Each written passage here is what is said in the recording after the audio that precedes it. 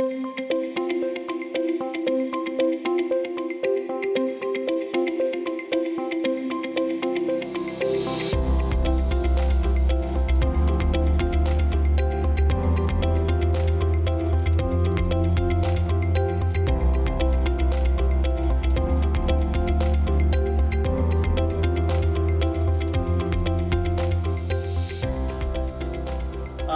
name is William Harrison. I'm chapter chair for SBE37. Really appreciate Goddard hosting us for our joint meeting, and SBE and SIPT, Amateur Radio Club. Who else? Oh, hopefully that's everybody. A couple of quick announcements about some upcoming events. SBE's in the process of renewing memberships, so if you haven't renewed your membership yet, be prepared for a price increase. They did increase the dues a little bit. They're currently in a new member drive, so if you have somebody that might want to be interested in joining SBE, they can put me down as a reference, and you can get some money off your SBE renewal. In April, yeah, that's down here. Okay, we'll get there. So, sorry. There's a new certification level, the Certified Production Technologist. If you're interested, you should look at the SBE.org website and see if it's something you want to try and add to your list of tricks. The next time to get certified would be, they have giving exams at the NAB show, but registration's already closed. So if you want to take an exam, you have to register by April 13th for taking an exam in June. And then there's some national events coming up. March 13, SBE is doing a Metadata 101. The 27th, they're doing How to Survive and Thrive in the transition from SDI to IPST 2110 and PT 2059. That's Carl Kuhn, by the way, our local member. Carl's doing it? Yeah, Carl's doing it. Obviously, the NAB show is April 5th through 9th in Las Vegas. There'll be a local SIMTDC SBE Chapter 37 meet and greet on Monday, April 7th. We'll send out an email with details about that. April 17th, SBE webinar Broadcast Resilience. May 15th, the SBE RF Safety course. And August 6th through 8th is the SBE Leadership Development course over at Radio Free Asia, also local if you're interested in attending. In terms of local SBE chapter events, April 1st, we have an online only SBE law update courtesy of Noah Hawk from Brooks Pierce. May 13th, also all virtual. We have an advanced video encoding and distribution presentation from iBulky. And then May 20th through the 22nd is Bits by the Bay. Yep, Bits by the Bay, which is down in Chesapeake Beach, Maryland. Chesapeake Beach, Maryland. And we're going to have Jonathan talk about that in a few minutes. Hey, Jonathan. We'll get to you in a minute. Yep. Other than that, we have two new members to welcome to SB37, Dwayne Sam and Alvaro Game, and I'm apologizing if I mispronounced your name. And I always want to thank our sponsors, like I said, Goddard Amateur Radio Club, Vertical Technology Services, our local tower climbing company, Harmonic, and AIM, Advocates in Manpower Management. Jeff Elliott. And special thanks to Jeff Williams from Yellow Tech. He sponsors our chapter's technical costs, so he takes care of all of our web hosting and Zoom costs, et cetera, this year. Really appreciate that. Yep. And now I think we're going to talk about, is it SIMT next or Goddard next? Let's bring Goddard Radio Club up, and you guys talk about what you're up to. Just come up this way a little bit toward me. Yeah. Yeah, there you go. And just okay. Good evening, everybody. I'm the president of the Goddard Amateur Radio Club. Am I being heard? Yep. Okay. Yeah. And so welcome to everybody. I'd like to thank Dave Smith, who's our network local guy, and the Society of Broadcast Engineers. Like to welcome them here. The Goddard Amateur Radio Club has been around for quite a while, at least 1968.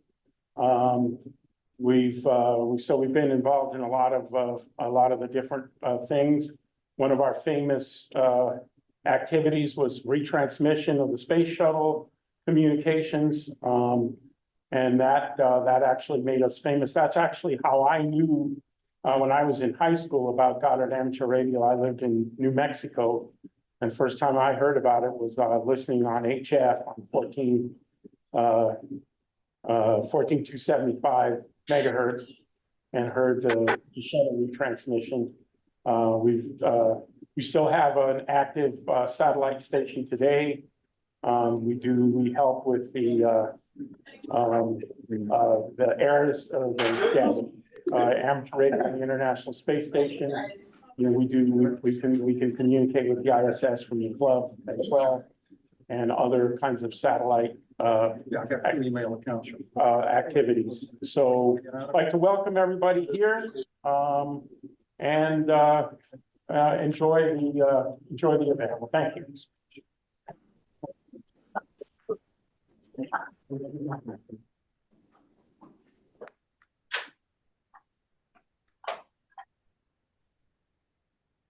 Jeff Elliott, did he sign up by any chance? Is he here? He's one of our sponsors, if he's there. If not, I did want to mention that SBE President Ted Hand is here with us, and I'd like to say let's just say hello. We can. Let me get out of this. Get out of that. Okay. Well, hello from Charlotte, North Carolina. Appreciate Fred inviting me tonight. This sounds like a very interesting group there at Goddard. I'm sure it'll be a good presentation. I'm kind of looking forward to seeing it. Seeing some faces in the crowd that I saw. If y'all remember, I was at your meeting at the expedition there in November. They're in DC. Always good to get along with the group there at 37.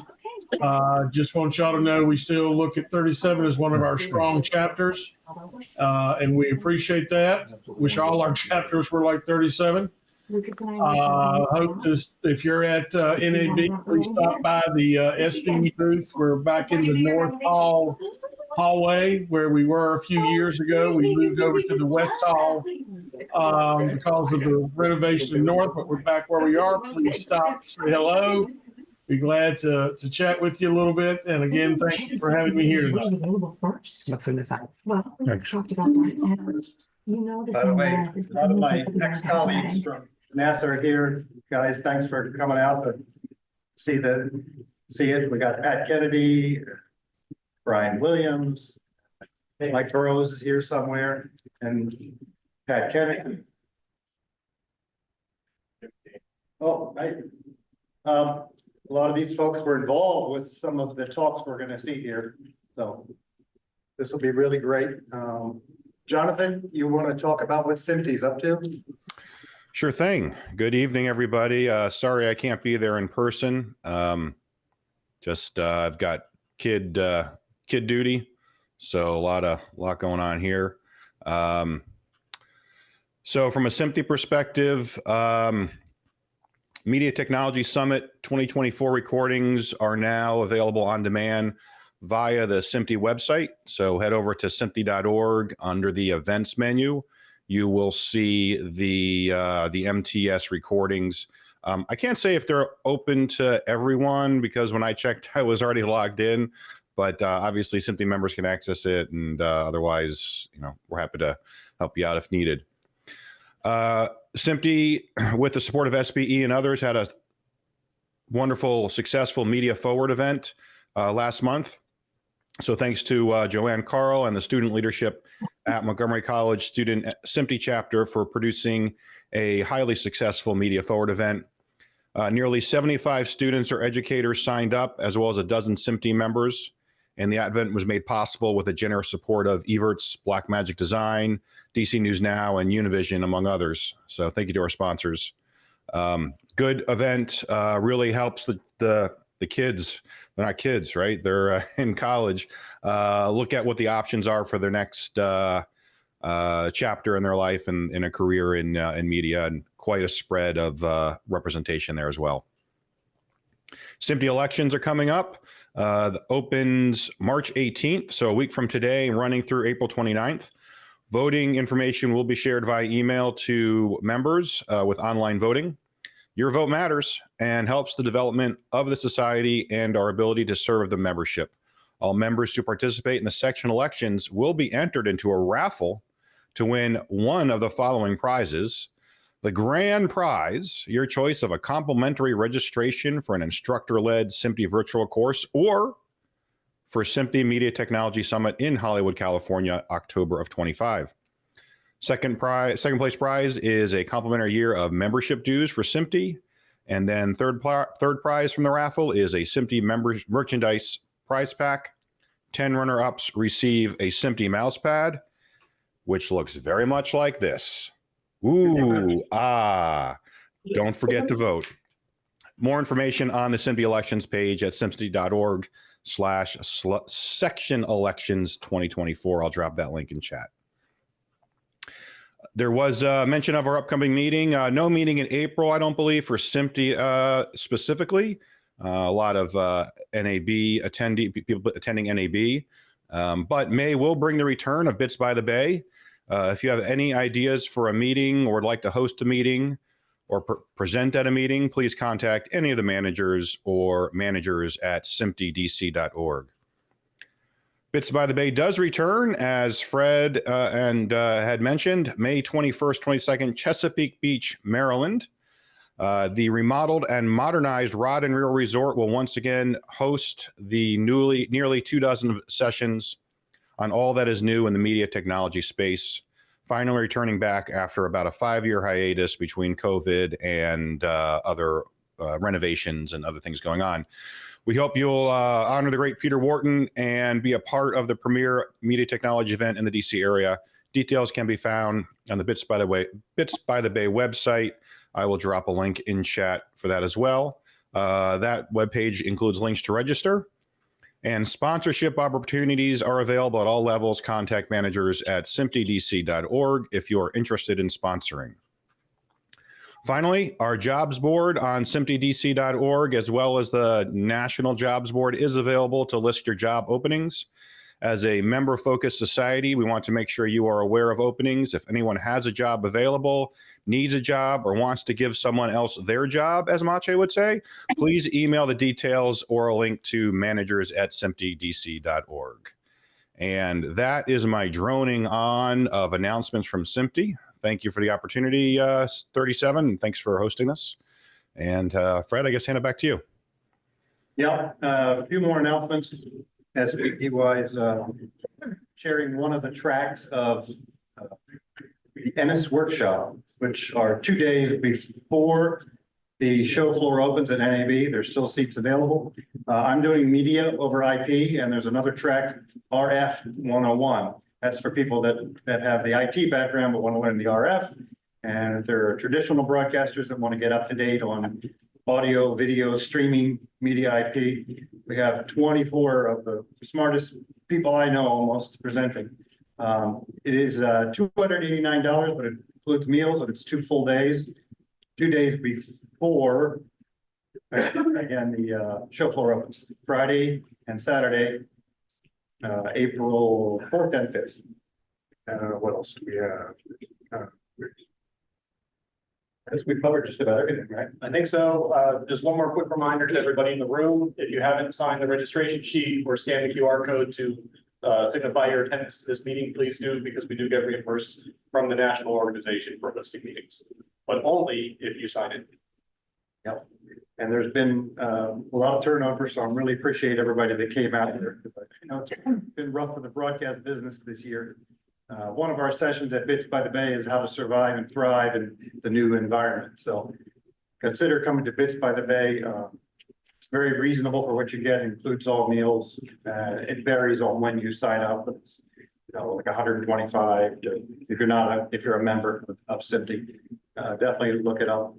2 full days, and I think some of the people here are actually presenting at Bits by the Bay. And I think the best thing to do is just introduce our first speaker. James O'Neill is our resident historian for SMPTE, IEEE, BTS, SBE, you name it.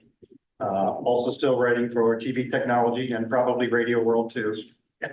So I want to introduce James O'Neill and talk about then what happened and then the future. Thanks for having me. Let's see if I can get into my PowerPoint.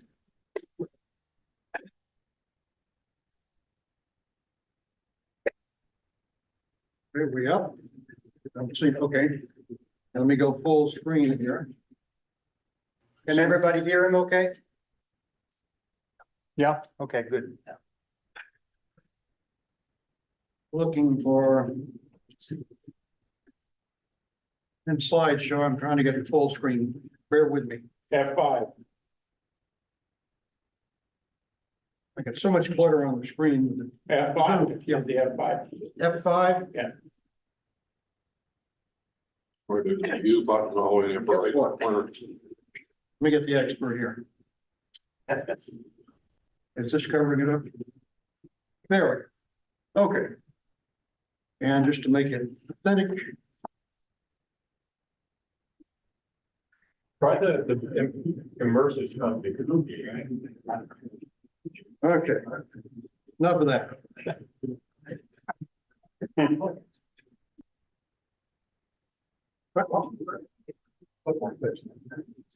Well, where we got that funky transition, I didn't program that in. We'll go with it. Anyway, I'm going to talk about an event here. First of all, they're defining moments in history, defining moments in our personal lives. I'm just curious. My first defining moment, piece of history, I really remembered what I was doing, where I was, what was happening. That was the assassination of President John F. Kennedy in November of 1963.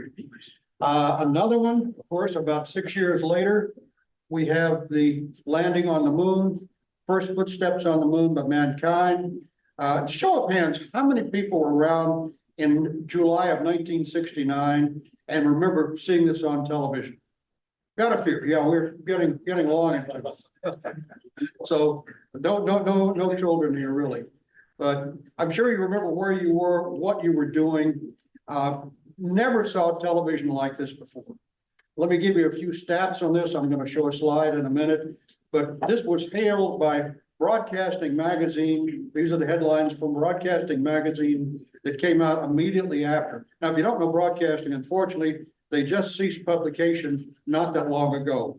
But from the early 1930s on up till the cessation of publication this year, they were considered the Bible of the industry. They covered all of the broadcast news, and they would not put a headline up like this unless it was really something significant. It was an estimated viewership of 125 to 150 million in the US alone. The networks figured maybe half of that number would tune in. Globally, we had something like 500 million people. That is a tremendous amount of viewership. You look at the stats for the Super Bowl this year, 191 million, but 40 million it's estimated were streaming that, not watching it over the air. Another significant event here with a lot of viewership, Nixon's resignation in 1974, 128 million. Operation Desert Storm, when that happened in 91, 118, and of course 95 million watching the O.J. Simpson pursuit back in 1994. But this was a big event. There's never been a television audience like this for any bit of television since television started. It went all over the world with something like 20 satellite Earth stations involved in relaying it around the world. I know I met a person after the breakup of the Soviet Union who had worked in the Moscow telecenter. He was there that night. Of course, we were going toe to toe with the Ruskies in the Cold War. They were our enemies. We were their enemies. And I'm surprised there would be any interest in showing all the comrades of America landing on the moon first. But my friend Vyacheslav said, we pirated a feed from Eurovision and ran it there in Moscow, and I guess across the Soviet Union. So I guess anybody in the world with a television set that wanted to see this got to see it that particular night.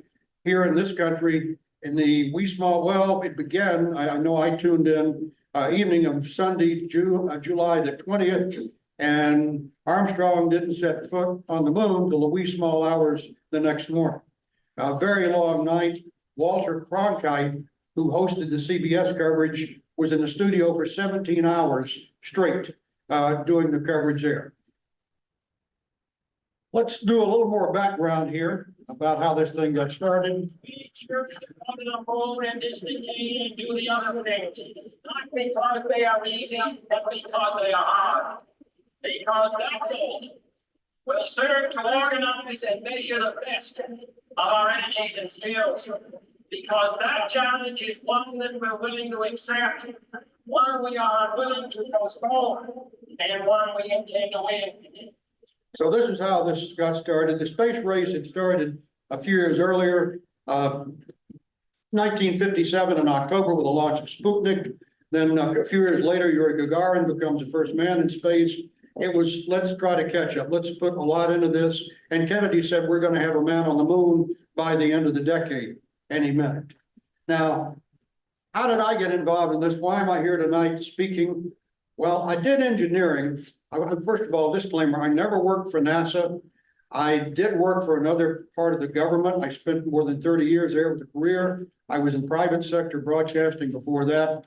I did engineering for just about 37 years before I retired in 2005. I still haven't gotten the hang of the 21st century, sorry. But almost immediately, I started another career with a national magazine, TV Technology. I became the technology editor. I was editing stories about things I'd done in broadcast engineering and writing stories. And my boss would ask me every year, hey, is there something significant? I know you like to cover history. Is there something significant we should be focusing on this particular year? So he asked me in January of 2009, and I immediately said, the television coverage from the moon of Armstrong, the Apollo 11 landing there. And he says, go for it. So my career in engineering, I went a lot of interesting places, met a lot of interesting people, but I think turning journalist, I met even more interesting people, went more interesting places. So I began to scurry around looking for people who might have been involved in this program to bring back video from the moon and what has been called television's longest remote. Not only in distance, I guess 250,000 miles, but maybe in duration, because this thing started, well, the remote didn't start that long, but the coverage started with a liftoff on the 16th of July and did not end until the successful splashdown and return of the astronauts on the 24th of July. So 8 days. Basically, the networks blew off their normal programming, gave up a lot of commercial revenue. I'm going to talk about that.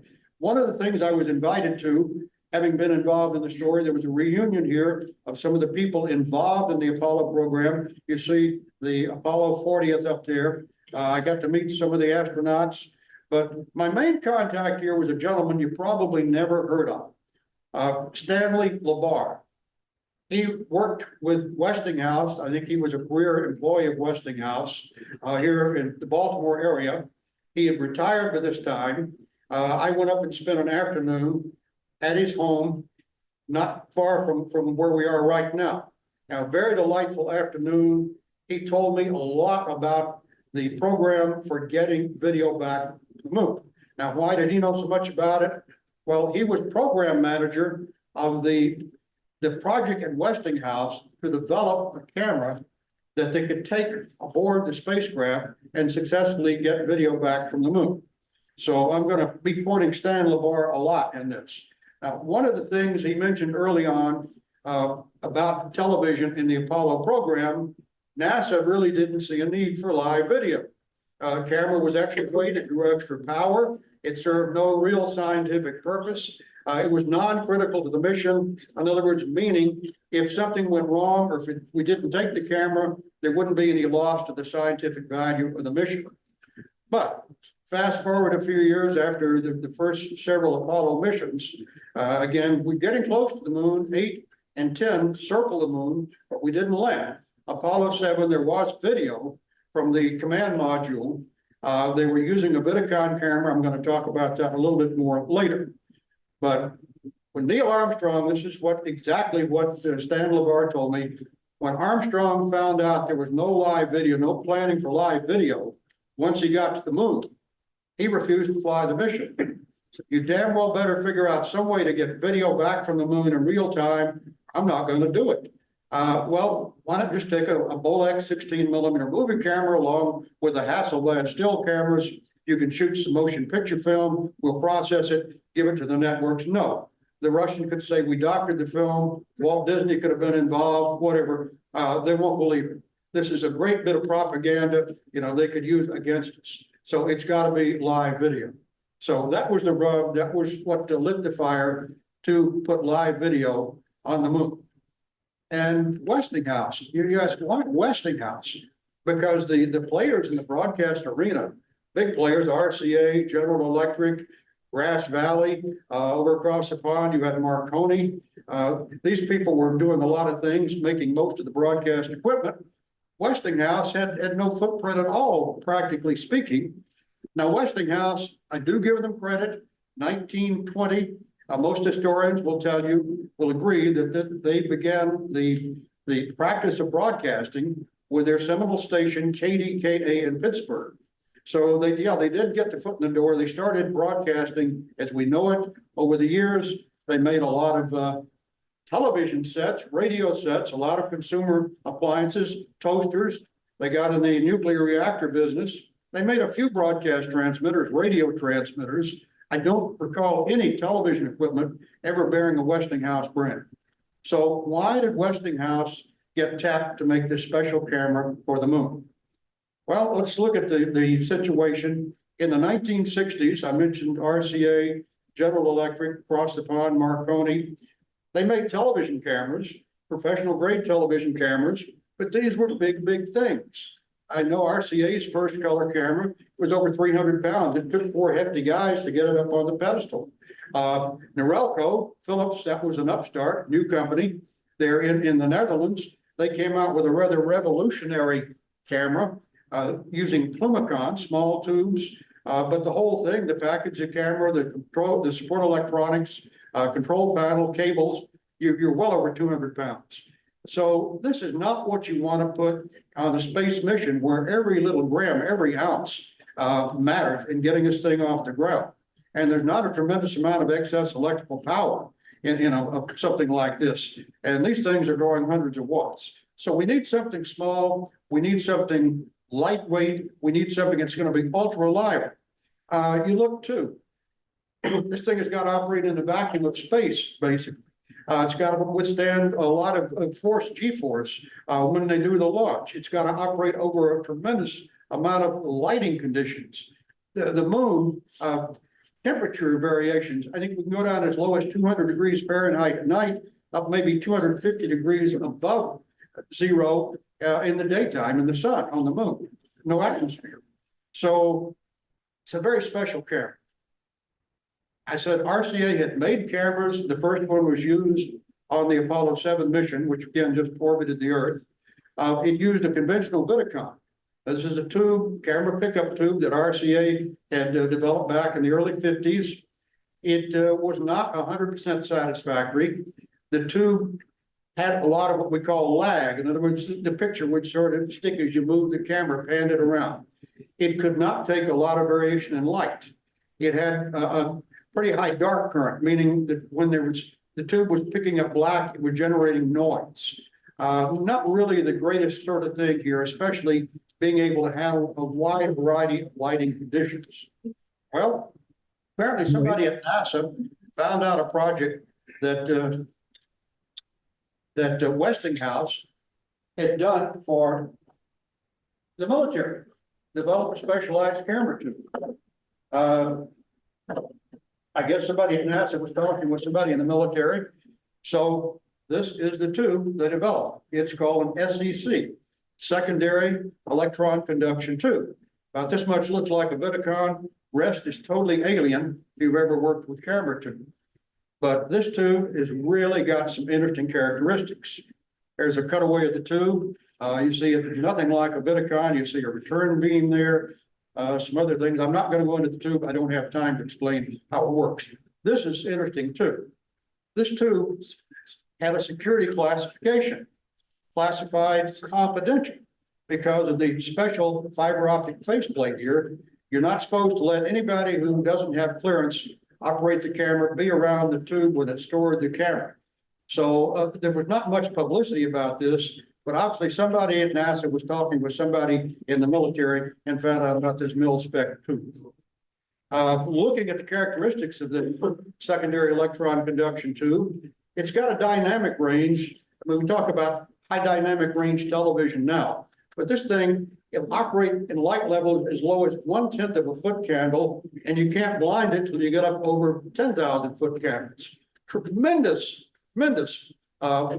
light to dark ratio operating characteristic. It's fairly small. It doesn't take a lot of power, doesn't need a lot of support circuit. So it looked like this was the ideal pickup device at the time for the lunar camera. Here's the camera Westinghouse developed, the 607R926. It doesn't quite roll off the tongue like a TK41 or PE250, but this is what they designated. Why? I'll probably never know, but this is a special camera. Now, looking at these things, these were pricey cameras. NASA contracted with Westinghouse to build 17 of these. The contract there in the mid-60s, $7.7 million. Inflation figured in, you can pretty much multiply everything times 10 and come up with what this would cost today. So around a $70 million plus contract. Today, each camera back then was over $450,000. So each camera now would be worth over $4 million in today's money.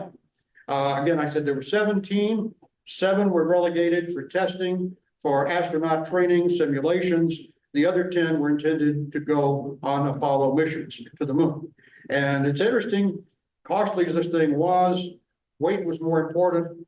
When Apollo 11 wrapped up, when they got ready to fly the Eagle back up and dock with the Columbia, they left the camera on the moon. It's $450,000 camera. Of course, he left the Hasselblad. And something else I found about in researching this, there was concern that there would not be enough gain out of the antenna on the lander to provide satisfactory communications back to Earth, even with the god-awful big dishes we had here.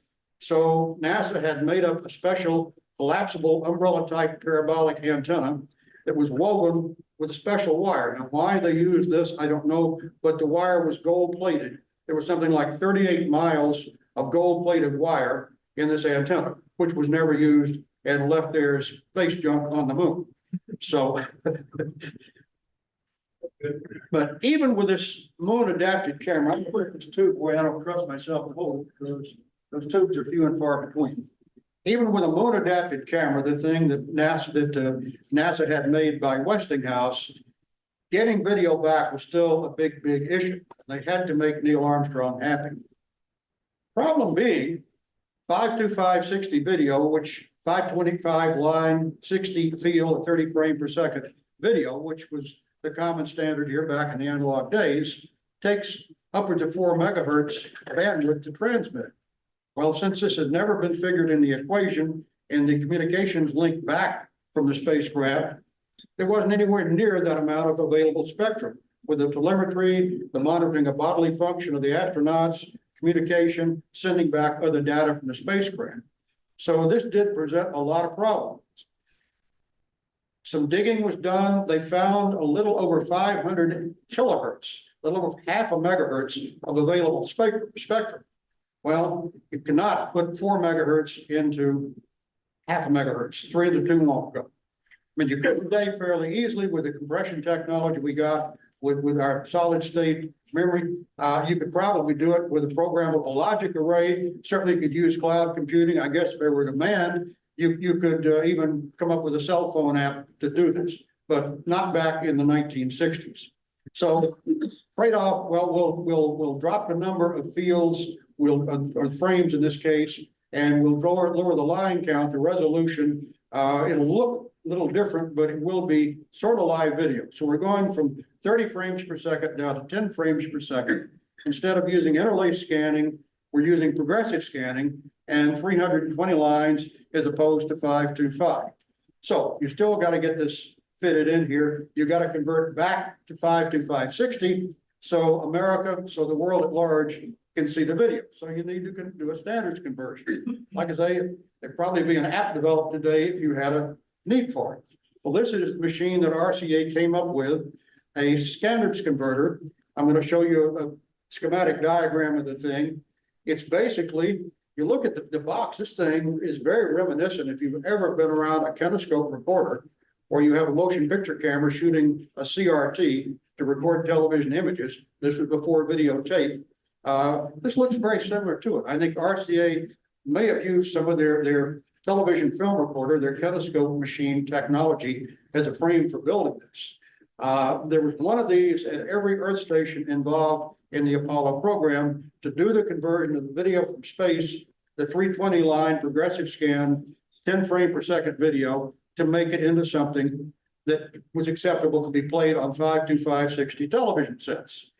Here's what the thing looked like. Let me get my pointer if I can. Probably not going to work on that screen though. Let me use the mouse.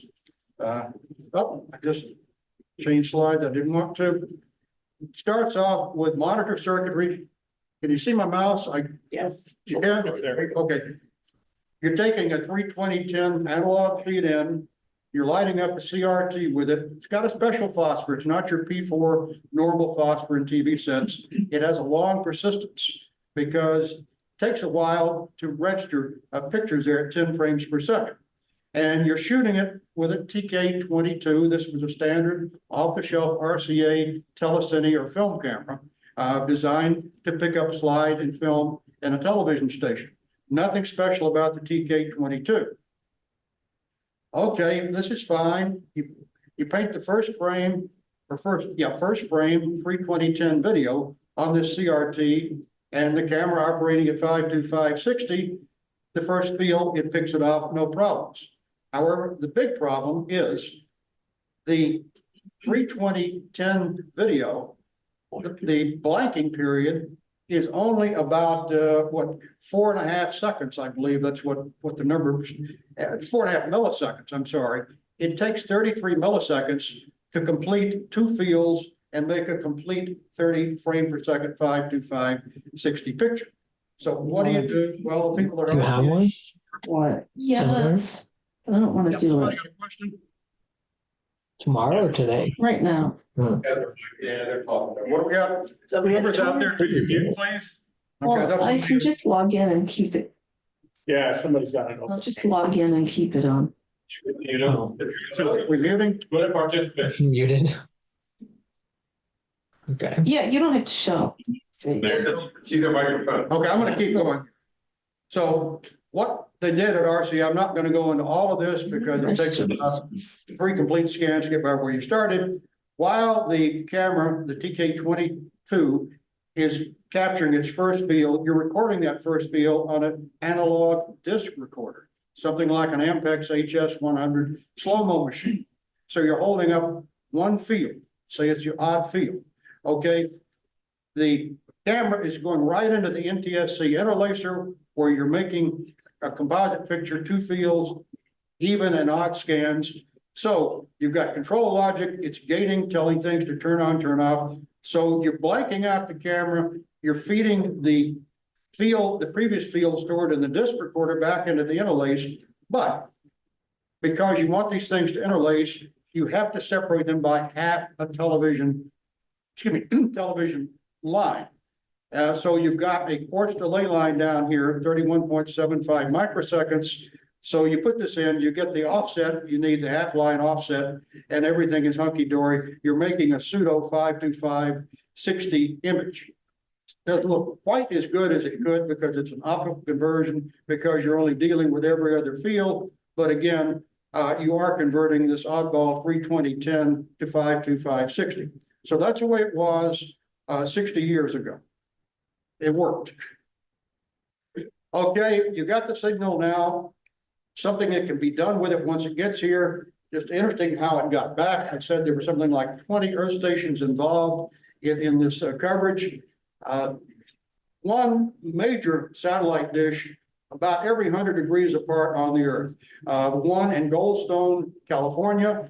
This was a radio telescope, really big dish, 65 meters across. That's about 210 feet. Big dish. There was another dish in Madrid, which wasn't involved early on. The big activity was in Australia.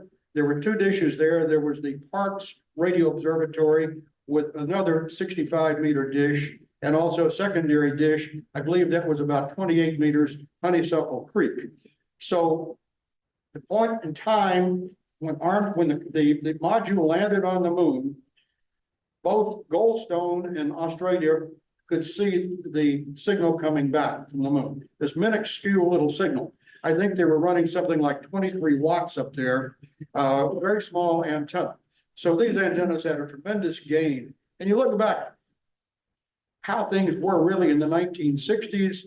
I don't know what the technology was. I'm sure it was probably a parametric amplifier cooled in liquid nitrogen or something to keep the noise temperature down, even with this tremendous gain from these big dishes. But we were able to get the signal back here. It's interesting. I have an audio recording I made the night this happened, and I'm listening as the module is descending down out of lunar orbit into its landing site there. And Houston is telling every few minutes, telling Armstrong, you need to make a correction in the antenna. We're losing the signal, and you could hear the signal get noisy, the FM audio. They didn't use azimuth and elevation. They're telling you need to put in so much pitch or so much yaw. And of course, Armstrong would do that with the antenna on the capsule, and the signal would improve. Just interesting, citing something that small, that far away, that minuscule amount of power, 20 watts there, and being able to do something with it down here. And this was, like I said, the better part of 60 years ago. Here are the stats on the antennas. Again, 64 meter at Goldstone, and 26 meter at Honeysuckle Creek, and another big radio astronomy dish at Parks. The signals were sent, again, I mentioned there were 20 satellite Earth stations involved in getting the video back. AT&T Long Lines was involved with coax. There was no fiber, very little domestic satellite then. So most of this rode on AT&T's long line circuits, which were coax or microwave. Came back here to Goddard Greenbelt, and it was fed to the networks. Here's a picture of the lander. Maybe you've seen the one at the Air and Space Museum. NBC, by the way, I guess trying to get ratings because CBS had a real astronaut there, Wally Schirra, working alongside Walter Cronkite. NBC actually had a full-size replica of a lander built and used that for show and tell in the studio during their coverage. But CBS's ratings were much better than NBC, much, much better than ABC. Here's the camera on its shelf bracket there. It was folded out. You'll see this in the next image. If you look over here, you see the insert picture. That's the camera deployed. Here, this gray box here with a hole in the side, that's before the camera was pushed out in position. This was after they landed, and then before Armstrong came down the ladder with the first footprint for mankind on the surface of the moon. Okay, back to Stanley LaBar. Now, as I said, he was program manager, this very expensive program. There were something like 500 people at Westinghouse working on this project. And Stan confided in me that afternoon I spent with him that Westinghouse had brought in an independent contractor, did an independent assessment of the success or failure of the mission. And at best, it was 50-50 whether the camera would work and we would get video back from the moon. Well, Westinghouse, being a big company then, was quite concerned. Their motto was, you can be sure if it's Westinghouse. And if they can't get video back from the moon, that sort of blows that away. So there was a lot resting on this one person, poor Stan. So he was chewing his fingernails. He was at Houston at the Space Flight Center there while this was going on. And he said, it was my responsibility, and the buck stopped with me. I'm going to have to stand and take it. He might have been shown to the door if this thing hadn't worked, because it would put such a terrible coat of paint on Westinghouse's reputation for being sure it works. There's what it looked like that night in the Houston Center. Everybody's got their eyes on the big screen. You'll see those in a minute. First images from the phone. Let me play this. I've got some audio here if I can get the clip to play.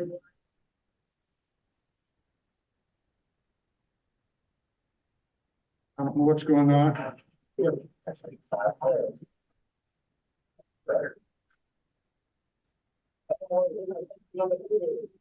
Getting a picture.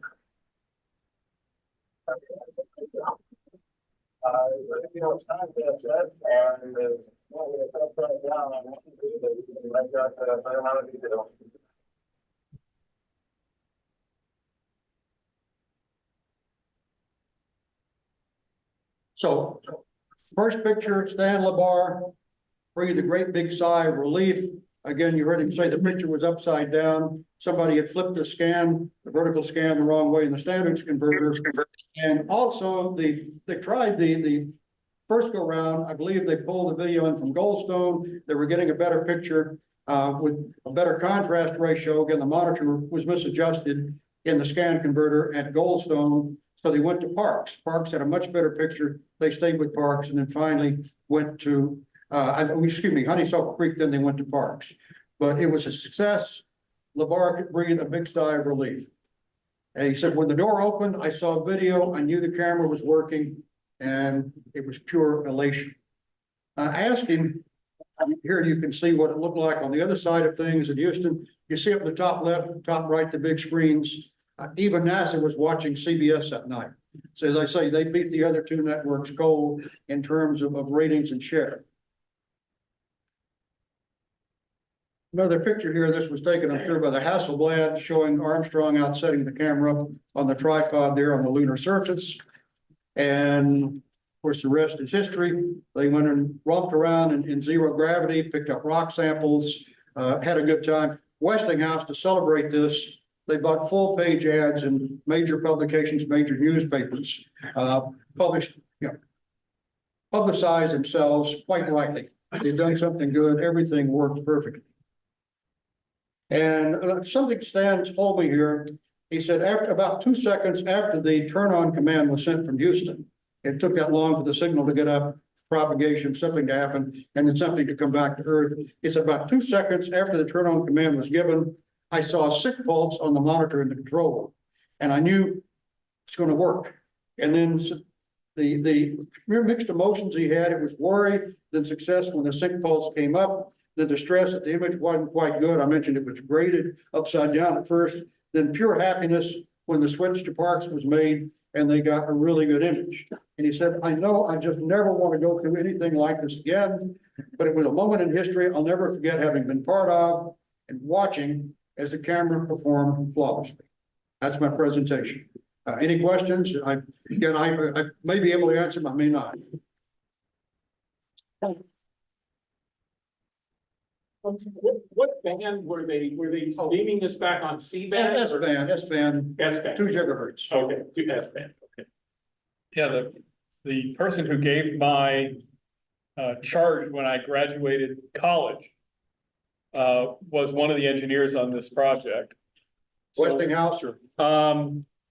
It was either Westinghouse or it might have been, I barely remember graduating. But he was there because he did mention that, he knew exactly, I think somebody else actually did it, but he knew about the upside down problem because what they did is they had the camera mounted and a thing flipped open to point the camera at the ladder. So you could get. Got some questions on chat too. You could get Armstrong coming down the ladder. But in order to carry it out onto the surface, they'd be carrying the camera right side up. So there was a selector switch at the receive location Scan converter to invert the picture. And he said, oh, they forgot to set it for when it's upside down because when we start, it's still mounted on the spacecraft, pointed at the ladder, and that's the upside down position. So they fixed it quickly. Well, one of the things I didn't mention, if you did see this, what was happening, you remember the pictures had sort of an ethereal, shimmery look to them. Again, one, because the difference in frame rates, 10 frames per second versus 30 frames per second. And also the camera shooting its long persistence phosphor on the CRT. But, and again, it's a very narrow band video. But they asked Stan LeVar about this. He told me, he said, I was asked, and they said, yeah, but if it looked like regular video you saw every day, every night on your TV set, you probably wouldn't believe it was coming from the moon. So it had to look a little bit different. Many people Got a question? Yeah, question. One of the later moon broadcasts, didn't they burn out? When did they burn out? Yeah, somebody did shoot right into the sun, and even this tube with this tremendous contrast ratio couldn't take that. And one thing I want to point out, the only one to the camera that went to the moon was strictly black and white. Now, this was 1969. People are just starting to buy color TVs in any sort of quantity. Not everybody had a color TV. A lot of people say, oh yeah, I would have seen it in color if I had a color set. No, this mission, there was nothing in color from the moon. However, there was a color camera in the command module, the Columbia. And they did do color broadcasting to and from the moon. And I would go into that. It's a very specialized type of color camera, again, to keep the weight and the power consumption down. But I really don't want to monopolize the program. Walt is waiting in the wings. I'm sure he wants to go ahead and present. Yeah, We can talk about the color cameras another time. There is a question from Rob Value. Okay, what is that? Didn't the remote camera operator take into account the lag time when pulling back the shot of the LEM's return? I don't know that there was a remote camera. There was, I know that story. Yeah. The picture that you see of the LEM launching was from like Apollo 17. And it was the camera that was on the lunar rover. And it was. Wait, the rover hadn't gotten there yet. Exactly. That was Apollo 17. Yeah. Everybody has seen that video. It's also in color. Yeah, But because that's the only picture they have of a LEM taking off. It was done many years later. Yeah, 12, they did take a color camera on the moon, the Apollo 12 mission. And But 11 strictly black and white on the surface of the moon. Now, didn't they get, because I have what I at least was advertised as the monitor that they used, that they got a Japanese company, I can't Yeah, remember. that was with the color camera. They needed a viewfinder. Yeah, I mean. so they And just to expedite things, they bought an off-the-shelf, small, like a 3-4 inch screen. Yeah. Monochrome monitor. And Westinghouse changed out everything except the CRT and the deflection yoke. Everything else in that monitor became mil spec, except for those two components. Yeah. So Stan did have one. He showed me that. I took pictures of it when I was at his home. So yeah, I know about that. That was used with a color camera just because the cameras, neither the black and white nor the color camera had a viewfinder, optical or electronic. I wanted to acknowledge a couple of my colleagues here worked with some of the people you mentioned. I don't think anybody here actually worked at Apollo. I think those people are much older or not with us anymore. Joe Damiano is back here. He just retired this year, right? So you worked with Mr. LeVar, right? I did, that was on a project they were looking for some of the original tapes of the Apollo 11 landing, and I worked with Stan refurbishing some old recorders. Actually, the tapes they found were something that CBS recorded, not the original NASA tapes, which apparently were marked as instrumentation tapes and got rid of. Oh, okay.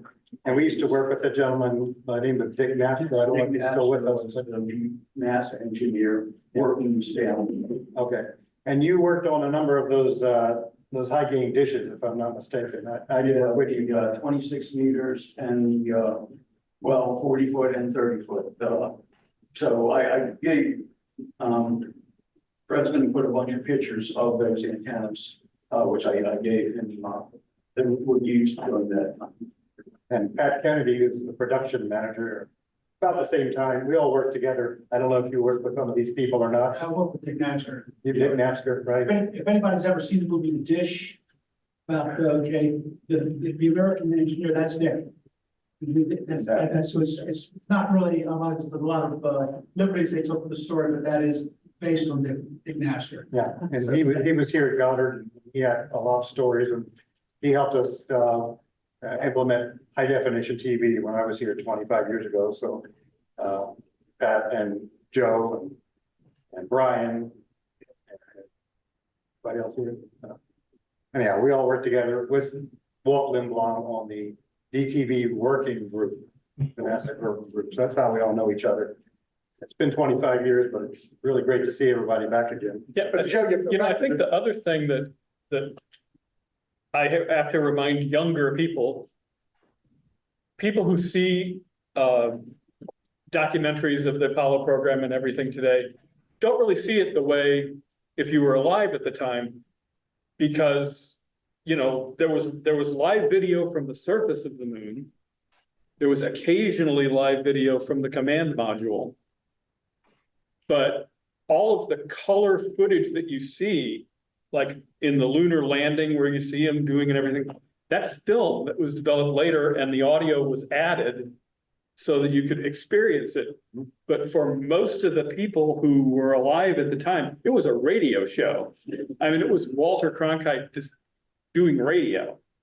because they didn't have pictures all the time. They had No, that again, pictures only when they had scheduled. that's why NBC had this full-size mock-up of the landing craft made and had it in the studio. So they could refer to things, just some sort of a visual, because there's no way somebody's got a camera on the moon watching the command module, the Eagle come down and land. Didn't happen, so you had to simulate this. You had to do something to keep your viewership entertained. Again, CBS had the magic sauce there, bringing in Wally Schirra to work with Walter Cronkite. I'm going to say color. Color was so new that I recorded the audio track from CBS. My friend George Lemastro was there. I didn't know this that night, but he was over in Tulsa running the show at the CBS affiliate, KOTV in Tulsa. You said they locked you in that night by yourself? I was kind of low man on the totem pole, so the news people for the evening newscast all went home. No, everybody left, and they just locked me in the building. And I just had a CBS feed from New York, and they had on the normal extra feed, and so we were rebroadcasting that in Tulsa, Oklahoma. Anybody have any questions? We've got a couple minutes. Anybody online? I have a question for James O'Neill while he's still here. But James, I'll just add a comment or two if I could. Take a station break and go back. The announcer at CBS, when he was handing it off to Walter Cronkite, would say the CBS's color coverage of the Apollo 11 mission continues. They always threw in color. That, we're giving this to you in color, whether you got a color set or not. But color was that new. And I guess, If somebody had a question. More questions here? we can talk offline. I know we need to get going, and Yeah, we're okay on I'm going to be time. around for a while. And I know Walt Lindblom started with film, if I'm not mistaken, and he's at Marshall Space Flight Center, and he's another old timer like me. But yeah, go ahead and talk about your background, Walt. Well, I actually have, I didn't start with film. I always appreciated film. James had a picture of an RCA TK-42. That's the first color camera I worked with. Ampex's first video recorder was the VR1000. I started with the 1100, which was the first transistorized one. So I think I put in my little bio that I'm a 50-year plus survivor, and that's about the size of it. So, we've seen an amazing amount of technology. And I would like to add, when I came to work at NASA, which was in October of '85, there were still a lot of Apollo video veterans around. And every time I had the opportunity to talk to one of those guys, I would just get them going just to hear what they had to say about how they pulled that off. And it was amazing that we got pictures back, and that we got color, and the way we did color was even crazier. And the guy that figured out, by the way, how early he had to send the command to catch the lunar module takeoff was a gentleman by the name of Ed Fendel down in Houston. And I had the opportunity to meet him on the 50th anniversary of the Apollo 11 landing. So, the history of this stuff is, and there's a lot of good documentation out there about how all this stuff happened. We are, and by the way, we're running into the same issues now with Artemis is live cameras. What do we need those for? So, and bandwidth issues, they're still there. All of this stuff. I mean, it's like, if you know all the history of Apollo, it's like we're doing it all over again. So, but it is interesting. We are doing a lot of interesting things and fun stuff to get ready to go back to the moon, and what we're going to do for pictures and motion pictures and still pictures. So, And now you're going to talk about production, right? Pat, did you work on the eclipse coverage? Actually, no, I You did, okay. did not. Is there anybody here that worked on that? Well, there's some people here that I said, work on here. yeah, that's what you're going to talk about is the coverage of the eclipse next, right? yep, that's the first thing. Which happened, that was 9 months April ago. of last year. Yeah. Yeah. So we're going to talk about what was the second biggest production other than the moon mission, right? Well, I think it's actually, I've got into the most ambitious thing. I think it's the largest live production we've ever done. Just didn't have the distance of going to the moon. So let me see if I can get this to work. Hopefully you guys are now seeing. Yes, sir. Okay. Got it. So this was our logo for the eclipse last year through the eyes of NASA. We did have an extremely ambitious thing that we had set up to go. let's see. There we go. We had 12 different telescope feeds. We had 11 correspondents that were spread across 2,000 miles, 9 different locations. We had 9 watch parties that we went to and took a look at. We not only had all those feeds, we had a live shot with astronauts from the International Space Station. We had live video, which is kind of fun, coming from our WB-57 research aircraft. And Walt's Flight Facility launched some rockets in the middle of that, so we had to go take a look and see what that was too. That's where we had correspondence, all the way from Kerrville, Texas to Holton, Maine. It was quite an experience. So how'd we do it? Well, and I will tell you, I'm going to be mentioning a lot of names. I was the transmission coordinator. Now, I've always been more of the, the way we've kind of divided things up, as Mike will tell you, Mike Burrows, if he's still there, is that, the kind of dividing point was I have to make the pictures and he and Sandy George always have to get them from point A to point B. So they made me the transmission coordinator so the people that have to do the real work can actually get out there and get it done. But we produced it from the Great Lakes Science Center in Cleveland, which is a visitor center for Glenn Research Center. We had production team members there from headquarters, from Johnson Space Center, Kennedy Space Center, Glenn Research Center, and Marshall. The production locations were staffed with teams from all over the agency. Each team provided their own production gear. The NASA Imagery Experts Program, that's the official title now that what used to be the NASA DTV program. We did all the coordination of the encoders and assisted with getting the local circuits in place. So it was a massive effort, and a lot of it was mixed. Indianapolis, for example, JPL provided the engineer most of the gear, but the rest of the production people came out of Kennedy Space Center, which is a kind of new way for us to work. All the old timers in NASA, if you were going somewhere, even if you were going to another center, you took your own crew and took everything. So kind of interesting to work with. So we extended the NASA Wide Area Network all the way out to Great Lakes Science Center so we could get into MCD-TV, which I'm going to talk about next thing, but that's our NASA Wide Broadcast Television Network in the current digital age. We had a section of that circuit with provision so that we could get public internet access for video, so we could get video through the TerraDeck core. All you folks who ever dealt with the government side, usually the government networks are pretty well closed. That's a whole lot of fun to work. Mike's in there, he's probably sitting back there going, Great Lakes Science Center also provided us with a backup circuit, which we had that tied into our wide area network switches and our firewalls. Our wide area network engineering operations did a big design and implemented that WAN extension and and also provided wireless access points for the crew. That one got kind of interesting because it was set up so that anybody that showed up with a NASA telephone would try to get into the access point. So we had to tell everybody that showed up to work the event at Great Lakes, which there were a ton of people, to turn their phones off so that we couldn't do that. And then Great Lakes just gave us 2 additional drops, which we used for the production truck local area network and also for Unity Audio. I'll talk about Unity here a little bit more in a second. So all the people that got involved, Mike Burrows was in Cleveland with me to set up those MCD-TV circuits. Sandy George, who's in what's referred to as NIEP, we are the 3 people that work on that full time. So Sandy monitored all the rehearsals and program feeds from Encompass Digital Media. We were uplinking at the time NASA television out of Encompass Digital Media in Atlanta. Lee Erickson, who heads up all of our streaming support, was on site in Cleveland monitoring feeds through Core, making sure we had everything there. A couple of his guys, Richard Best and David Terry, and in true Alabama fashion, Tater, they monitored all the correspondent feeds and telescope feeds as they were coming through Core.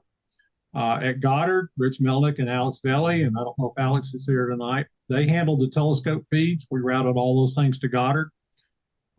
We did a switch feed to Cleveland and also fed our media channel with a clean telescope feed so that the media could grab that whenever they wanted it.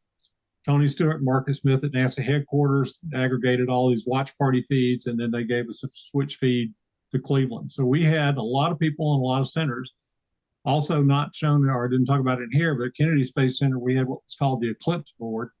It was a computer program and a television with a correspondent in front of it tracking the progress of it. And traveling that apparently was not much fun to do, so we just brought it in live from Kennedy.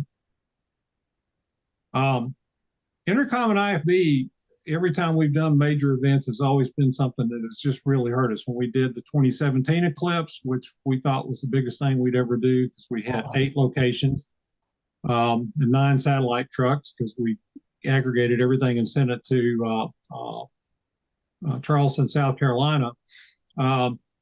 We did really well with everything but intercom and IFB circuits back to the talent. And it finally got down to the point on the 2017 eclipse that the producer in Charleston called the site that was about to come up live and just told them to go. And they did their segment and away they went. We didn't have any interaction. 2019, we did get some interaction when we did the Apollo 50th. We did 10 locations for that. But it still wasn't good, and intercom was our Achilles heel. This time we had Unity Intercom and Unity Connect working. We had 2 PL circuits that were common to every site that was out there for production engineering circuits, and they could talk back to the truck on that. And then we also had a PL circuit that was made up for each site that was exclusive to that site. And 2 of the sites, I think that's the right number, used that exclusively for their intercom for production. We had set 8 separate mix-minus mixes so that we could do in-ear monitors, IFB feeds back to the correspondents. We had a Unity server on site to take all of that stuff in and interface that. But Jet Propulsion Laboratories Unity server was the one that did the lion's share of the work. So we had everything fed to them. They added 102 new Unity users to support that event, and a whole bunch of us already had accounts on that server. Gentleman by the name of Colin McNutt monitored all that traffic and made sure it all worked. And for the first time on a huge major event like that, intercom worked, and it was amazing. Oops.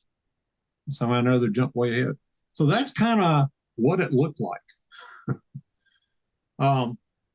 All of the feeds that are in blue, the lines that are in blue, were telescope feeds. Those went through just public internet circuits. We fed them to TerraDeck Core, and out of Core, we grabbed those and brought them back. We had 3 circuits that went straight to Cleveland, to the Great Lakes Science Center. Let's see.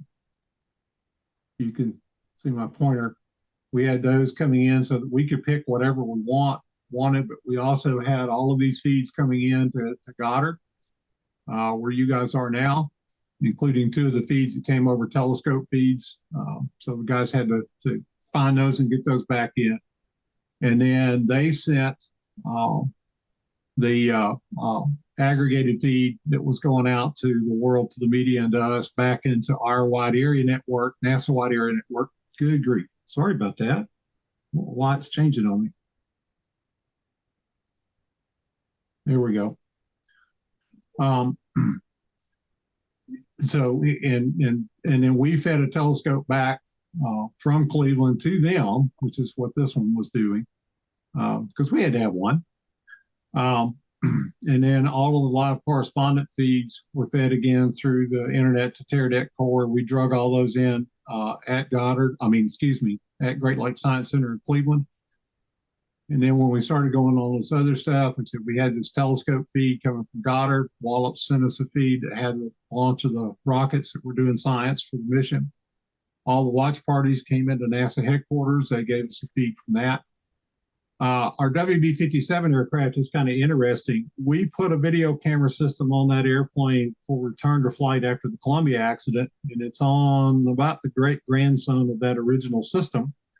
They now have Starlink on the airplane, and they can link video down live. Unfortunately, to do that, or they had some other science gathering instruments, because we had actually 2 airplanes flying in tandem that were flying in the path of totality, and they managed to do, I think, close to half an hour, and then but continued to do that. But the science instruments took too much of the bandwidth, so our video was actually an iPhone coming through Teams on the airplane, and then Ellington Field, where the aircraft are based out of, is where the feed came down. We ended up pulling that back in. I actually used my laptop on a Teams call to get that video, and then we fed it to the truck. So it's kind of one of those do what you got to do things. we had a feed from the International Space Station looking where you could see the shadow of totality on the Earth that was kind of slick. That came to Johnson and again came through us, and then the Eclipse board that was at Kennedy. So we made up a composite program feed. We sent that to Encompass Digital Media in Atlanta. That's how we went out to both streaming and to on our satellite feeds. We don't do the satellite feed anymore. I'll talk about that on the next thing right quick, but that was how we were doing things last fall. So that was the last show, and all of that was done on an ad hoc basis for a temporary show. So once we got done and faded to black, it all went away. Tear Deck Core thumbnails, this is what some of our guys were monitoring and taking a look at. The other kind of fun part was that was most of the list of the connections through Core. We had 66 connections through Core for the Eclipse. Tear Deck told us they had never had one single event that used that many connections at one time. So we were breaking all kind of records. But we didn't break the internet this time, which was good. So how'd we do? 24 hours after the Eclipse, the produced show had 2,208 hits on 568 TV channels in 25 different countries. I don't have the numbers on how many that represents. I think we did try to figure that out, but it's actually gets into the hundreds of millions. The telescope feed itself made 32 different countries with 552 hits. And those hits may have been very short, probably part of a newscast, but we got out. On our streaming side, as of April 29th last year, and there's been actually, I think over 1 million hits on the produced feed since then. But we had over 41.5 million views of what we had for published videos as of the end of April. And you can see the breakdown on there. So it was pretty extensive. We got out pretty well. Not like a moon landing, and we're actually trying to get the streaming world ready for the moon landing, because if we have as many people watching the next moon landing as we think there's going to be, we think we're probably going to bust the internet wide open. Just some pictures of what's going on. The picture on the left, that was our transmission rack, both inbound and outbound. Mike Burrows. Yeah, and Mike Burrows, Mike's my hero. He was here, but he had to step out. Yeah. I told him I was going to embarrass him. But, no, Mike was on site and making sure all this stuff goes. All of that cabling was done ad hoc. We basically built all that up in a day, got it going. And then we had like a couple of days of rehearsals with everybody, and then we went and did the event. This was our set stage in Cleveland. We were doing 3 cameras plus a jib camera. A couple of shots inside. I'm not going to list everybody out. I will say the guy at Red's Mike Justice. He was coordinating producer with all the sites. The fellow to his left is Sammy Aziz, who's the NASA live event coordinator. One of the most traveled guys in the agency right now. We did rent a production truck for that. So just a few more things that were going on with coordination efforts, where we had things in terms of replays. The EVS system, we were recording some of the telescope views and playing them back as part of the show as we went through. That's Jory Cates in the foreground. She was the director, and I'm going to go stupid. I don't remember the name of the lady in the background who was the TD. She was from Kennedy Space Center. That's Greg Wiseman from Johnson. He was A1 for the show. Greg's one of the finest audio guys I've ever dealt with. That's Lee Erickson on the left, and you guys who are in the NASA world right now recognize him as the streaming lead. Ron Gonzer, who was kind of the NASA engineer in charge for video from Kennedy Space Center. It was kind of fun because Sammy Aziz, the live event producer, said, "Are you not going to be the EIC?" And I said, "Who do you trust?" And he goes, "Ron Gonzer," because he worked at Kennedy for about 2 years before they made him the NASA-wide live event producer. And I said, "Well, Ron ought to be there. Ron's really good." So we had multi-views up of a lot of the stuff that was going on so that we could keep an eye on things, not to mention monitoring all those pieces. Mike again and Ron. This was just part of the crowd that was showing up and the number of satellite dishes these guys were picking up. They were also getting the satellite feed from us, or excuse me, telescope feeds from us. There was a lot of media that was there. Of course, we had to have the NASA administrator with Snoopy. This was our on-air talent at Cleveland with our logistics guy, kind of site producer in the background. It was a lot of people. That was before we really got going good. I was a little busy, so I didn't get to take pictures all the rest of the time. And this was our production crew that we had, a couple of young ones on the left there. So big crowd. It was really well done. And finally, the actual eclipse. I thought you guys might want to see one of those pictures. That was from Cleveland. So that's what we did for the 2024 eclipse. Anybody have any questions about what we pulled off on that one? Anybody online? Excuse me? I was wondering if there's anybody online that had any questions. You do a chat or speak up. Yeah, if you're on, at home or away, unmute your mic and we'll hear you. We have two distinguished guests here. Kenny Miller from Leeward Software, even Society of Broadcast Engineers, sustaining members. Thank you for supporting the chapter. He's happening in your town, visiting a local broadcaster. He's also going to be one of the presenters for the NS workshop, which will be, I think you guys are proud. Yes. And short for Saul, you're the vice chair, right, for both of them. Treasurer, secretary. Oh, secretary. Chair. Yeah, he's down for both of them. Thanks for coming down. I have a question. You got a question? Go ahead. Yeah, speak up so everybody can hear. Now, were there any eclipse pictures taken from the ISS? No. And the reason why is ISS never flew in totality. They got images of the shadow of totality going across the United States, but they didn't get any pictures. They didn't get any from the station itself.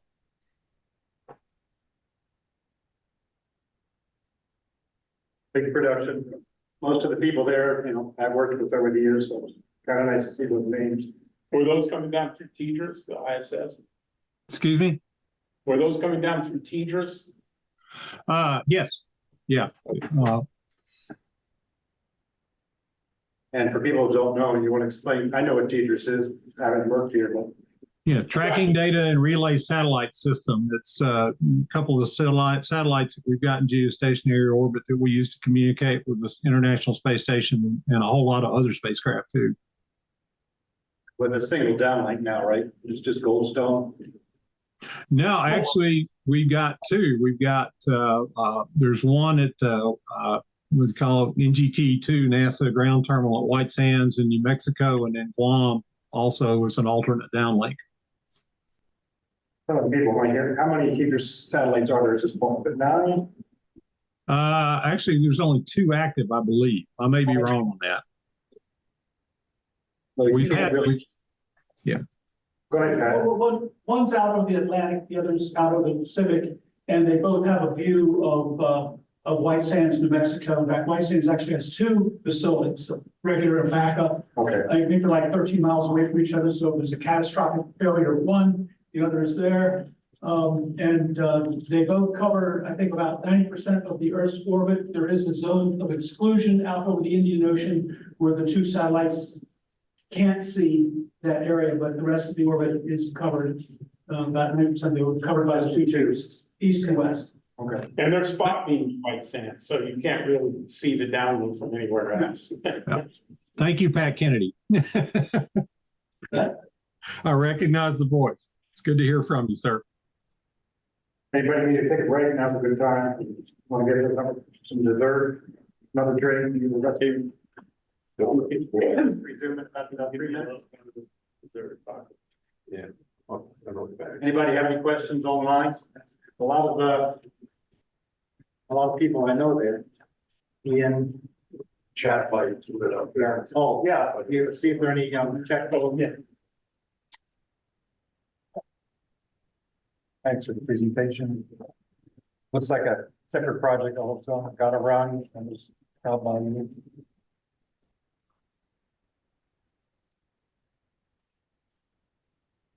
I guess if you want to start, we're going to talk about ultra high definition now, right? Which is Yeah. about a 10-year-old I can do project. that. Yeah, and I'm going to get into some history here, and there's some people sitting in the room, Pat Kennedy, Joe Damiano, that if I got dates wrong, please correct me, because a lot of this was what my best memory was. Let's see. What's it saying? I would say he's going to do some history and hopefully you got the dates right. Sit up here. Oh, I got you. Yeah. You're on point. So, Okay. 10 years ago?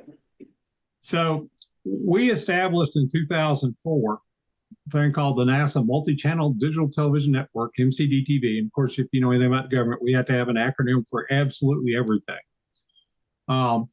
It covers all the major NASA centers. And the contract that I work on for NASA, it's kind of cool because we are MOBEL for NASA. We run the entire wide area network. We run all the local area networks now.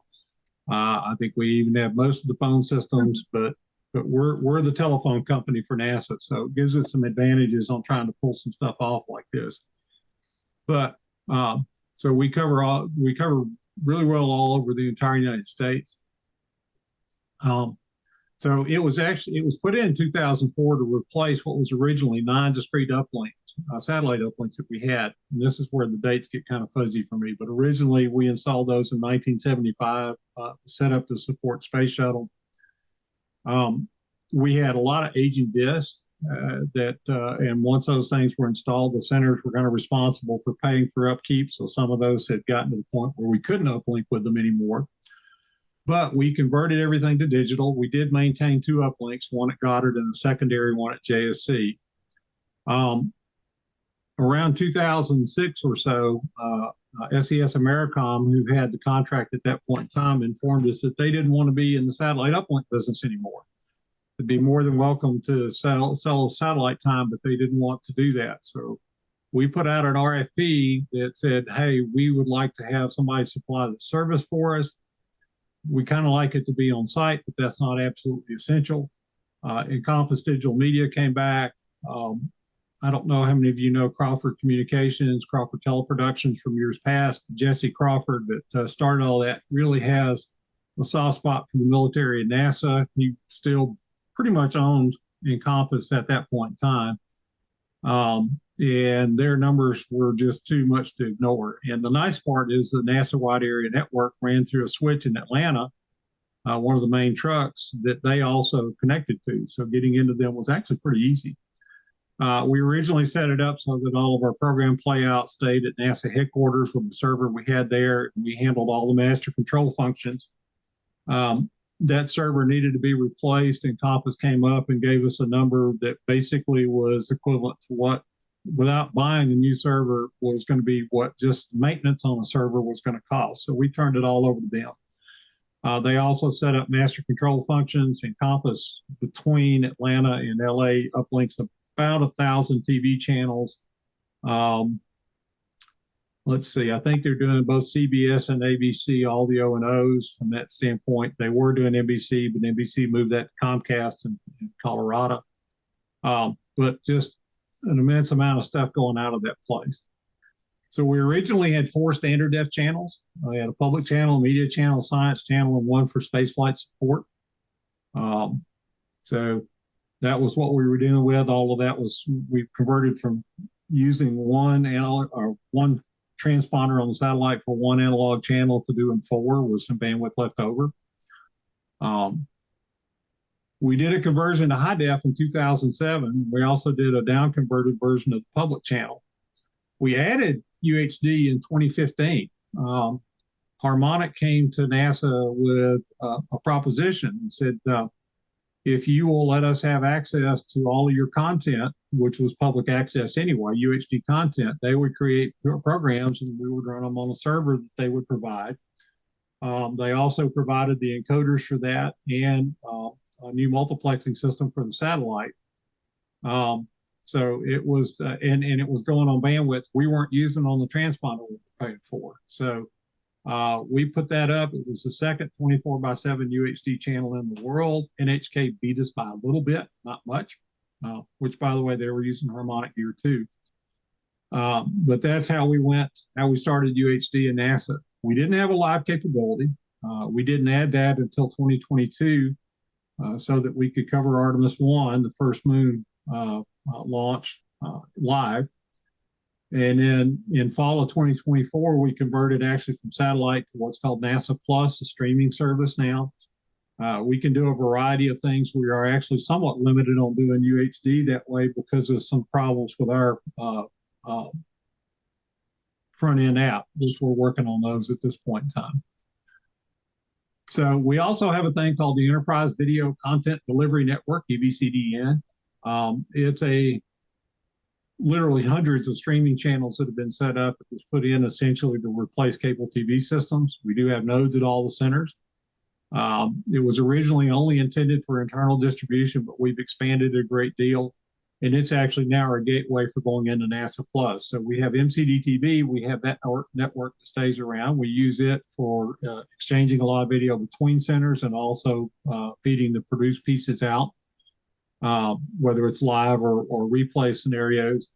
And then we use EBCDN as a gateway into NASA Plus so we can get all that stuff to the rest of the world. Our master control now is actually with Amazon Web Services, and it's handled remotely by our own folks. Mike, I think, is probably doing one of those tonight. We had the SphereX, and I can't remember the name of the other payload. The launch out of Vandenberg that was delayed from last night that they're handling. So we took all that stuff back in-house last fall, and it's been quite a ride watching all the people do that. So we've actually been doing UHD for quite a while. We got our first camera in 2008. We added 2 more in 2009. I hate to say it was because of the cancellation of the Constellation program, but that's how we got them. In 2011, we added a 5K Red Epic, which got us up to the ability to do upwards of 120 frames per second UHD for specialized stuff. In 2015, we put a 4K Red on station. That was also via SpaceX. It is kind of interesting in the space world of all the things that you have to do. James was talking about all the things that were required for a camera to survive in space.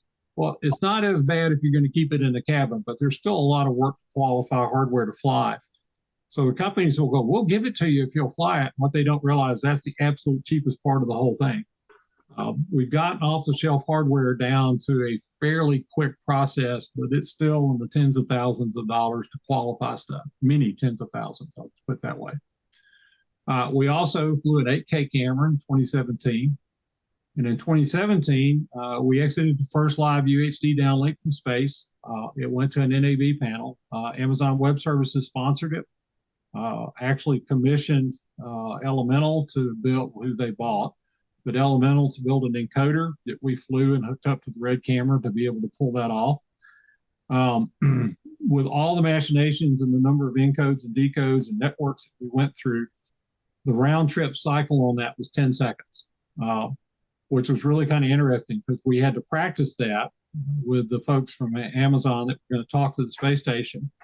And we run all these audio pieces through what's called Houston ACR, Houston Audio Control Room.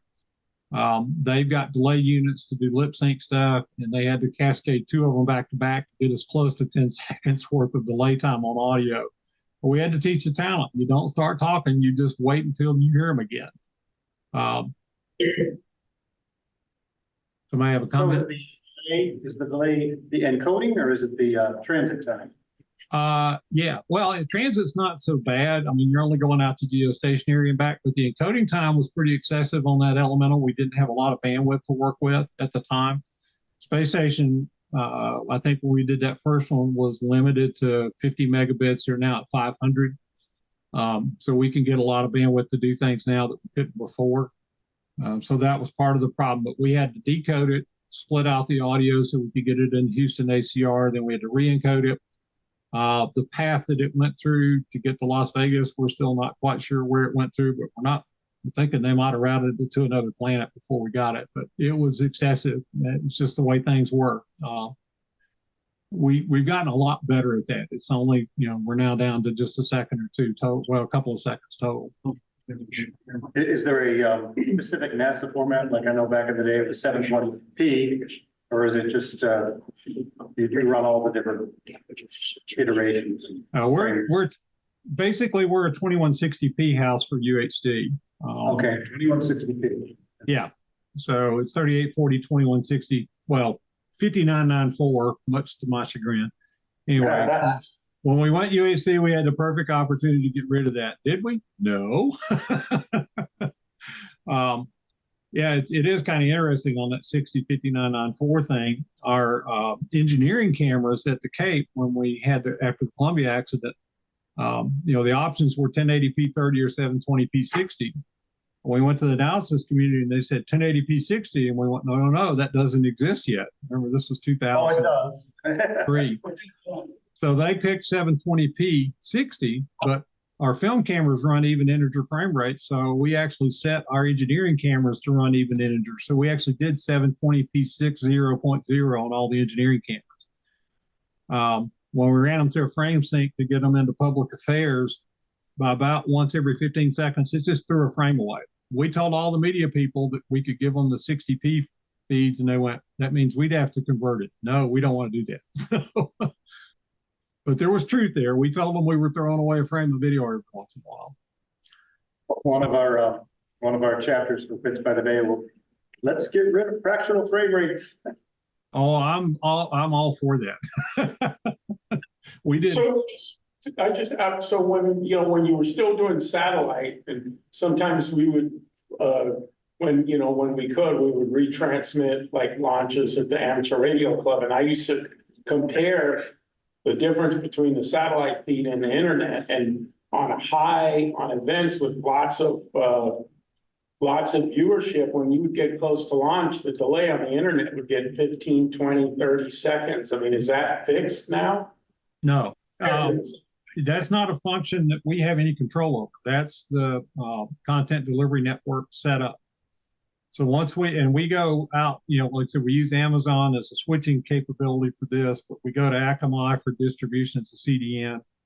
And that situation probably, it's always going to get better because people are getting faster stuff, and servers are faster. We're not getting as much buffering, but it's still going to be substantially different. Except now we don't have the satellite, so now you got to live with it way late. So sorry about that. Giving up all the transponders at this point? Excuse me, say again. NASA TV's given up all transponders at this point, right? Everything is. That's correct. We shut down last fall on the satellite. We talked to a lot of different outlets. We talked to the media folks quite a bit. We've got some other alternatives other than just the AWS Akamai for the media to use, so that they do get a little bit better feed that's got less latency to it. We don't advertise that well. You can't really get it unless you've got some other gear. But yeah, we're off the bird now. So we went from 1975 to 2024 with a continuous satellite presence of NASA for television, but now that's it. It's time to move on. Sorry to interrupt. Excuse me? Yeah, sorry I interrupted there. But oh, it's okay. So we in 2020 we put together a UHD fly pack. I built a fly pack in 2007 that we used for 13 years. It was HD. I figured that we saved the agency about $3.5 million in rental costs of that system. So we decided we wanted to do that. This was designed a little bit differently. I mean, it's 3 cameras. We're using Canon 705 camcorders for it.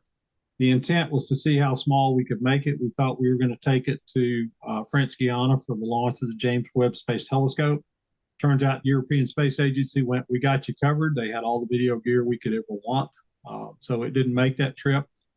The old 2-camera system took an entire cargo van to move. This one will go in a minivan, which I'm going to prove again tomorrow because I'm taking it to Houston. So, but in 2020, we also deployed those same camcorders on board station. One of the nice parts about them is they have really nice H.265 streaming encoders built in. So now instead of having to have a separate encoder, we are doing UHD downlinks at about 15, 16 megabits and H.265. Look really nice. They are 4208-bit, but for news applications, that's acceptable. We did do live UHD to CES, again, from that camcorder, directly streamed. When station initially flew, they didn't even have internet capability. There was no IP on board, so that was another update that once we got IP, it made a lot of people's lives a lot easier. And then in 2022 was actually our first live UHD program that went out on NASA TV, and it was the Artemis 1 launch. So that took a good bit of work to get there. 2022, our Kennedy Space Center finished up the ability to do live UHD as well as the Jet Propulsion Laboratory. Workflow on UHD really isn't terribly different other than it's UHD. Although I will tell you, for all you guys that were around at the beginning of the high def world, remember we were doing a ton of analog to digital conversions and digital to analog, and most of those things caused us problems when we did all that stuff. Well, the Achilles heel in UHD is, in my opinion, feel free to disagree, but it's quad 3 gig to make a 12 gig signal. Every major problem we've had trying to get UHD out to the world seems to have emanated from having to do those conversions. So it's really kind of crazy to do that. But we've got things that are coming online. Goddard came online in 23 with UHD production capability. Johnson Space Center is, I think, actually ready now to do that. Other centers are doing slower. Almost every center is shooting a lot of UHD video. So in the early days of high def, when we were still releasing in standard def, we were urging the centers to shoot in HD, so the archive was HD. We've been doing the same thing in UHD. So there's a lot of UHD that's being shot, and it's so at least we've got some stuff going in the can for the archives that works. The other real interesting thing that we're dealing with right now is we're looking at the possibility of doing not only live UHD from the moon, but doing it at HDR. That was the question. I just came up in chat there. Can you click on that? Let's see. Hang on, I got to get back to this. Yeah, question, are you doing any HDR and UHD? If so, what standard? Okay. So the answer to that is currently today, we are not doing any HDR. As for what standard, that's kind of a $64,000 question. We've been looking at doing a lot of research into that. That's one of the things that I'm working on right now. So, you know, there's HLG that the BBC and NHK co-developed. We've actually sat down with the BBC in London and said, okay, tell us what you're doing and show us how this works and all this kind of good stuff. There's a fellow by the name of Andrew Cotton, who retired from the BBC about a year ago. But Andrew is a great resource. He's the one that designed the HDR coverage of, I'm going to say, yeah, I'm going to get the wrong, one of the royal weddings. I'm just going to leave it at that, plus the coronation. Coronation was a huge event. They had 120 something cameras on 7 remote units that covered that all in HDR. I'm kind of pushing for HDR10. I think it's probably got more of the wider acceptability and will give us some more options to work with. One of the things that we're finding about all this whole HDR workflow is that every camera manufacturer they typically almost all have an HLG output capability, but almost every one of them has their own HDR mode that they say is better, and it is. So conversion becomes the big thing. So you're going to take whatever version of HDR you're getting from any given camera system. And on the moon, what we're looking at right now is if you guys may not have seen it, but we have a Space Act agreement with Nikon. They're working with us to space rate Nikon Z9 mirrorless cameras that can do live UHD, HDR outputs. So that's one of the things that we're considering. And, you know, looking at it and doing the comparisons, we've already figured out that the Nikon proprietary method is better than HLG. So we would probably at least want to start with that, even if we did HLG as the final output. In layman's terms, what would you call high dynamic range? 2 extra stops? Is that what it is now? Well, it kind of depends upon who you talk to. The HDR goal, so to speak, was to get about a 10 f-stop dynamic range to the house. Okay, 10 stops. Yeah, which means you're going to have to start right now. Most people would tell you, oh, it's going to be more than that. But in reality, about 10 stops is where you're going to end up no matter what your camera's doing. And you know, like I said, I suspect some people would disagree with that statement, but that's just kind of where things are at this point. And if you got 10 stops at the house, that's the other thing too, is you can't do that on an 8-bit display. It's got to be at least a 10-bit display. And you know, there's a lot of funny things going on inside of TVs that are claiming to be HDR. So, but conversion is the whole key. You know, everything has got to hit the production switcher at whatever standard you're planning on using. So if you've got SDR sources coming in, they have to be converted to HDR. If you're using, you know, Sony cameras, the Sony proprietary HDR, you got to convert that to whatever you're using. So it's quite a job. And one of the things that we found is that, for example, Amazon Web Services we deal with, they say, hey, you can give us HDR. We'll generate the SDR feed right out of that. No problem. We can do that all day long, and they can. The issue is that there's usually some pretty healthy color shifts when you do the HDR to SDR conversion, even if that material was originally SDR, you converted to HDR to include it. And in the production world, what we're finding out is that almost all the program producers want to have some control over the SDR. So they're saying what we're doing is we're sending out 2 feeds. We're sending out the HDR feed, processed the way we want it, and then we're also making the SDR feed so that we've got a handle on that as well. So there's a lot of stuff happening in that environment right now. It's a matter of color space too, not just bright and dark, right? Oh yeah, the color space is actually probably the bigger thing where the program producers want to have control over it. Yeah. And I'm familiar with 2020 and 709. What's the larger color space now for HDR? Well, it's actually still in the 2020 world. But I mean, what you're getting is that most of the processing, they're trying to use like P3 Cinema color space to work with on that. So the big question is, can we actually do that in a 10-bit envelope? And that's kind of yes and no.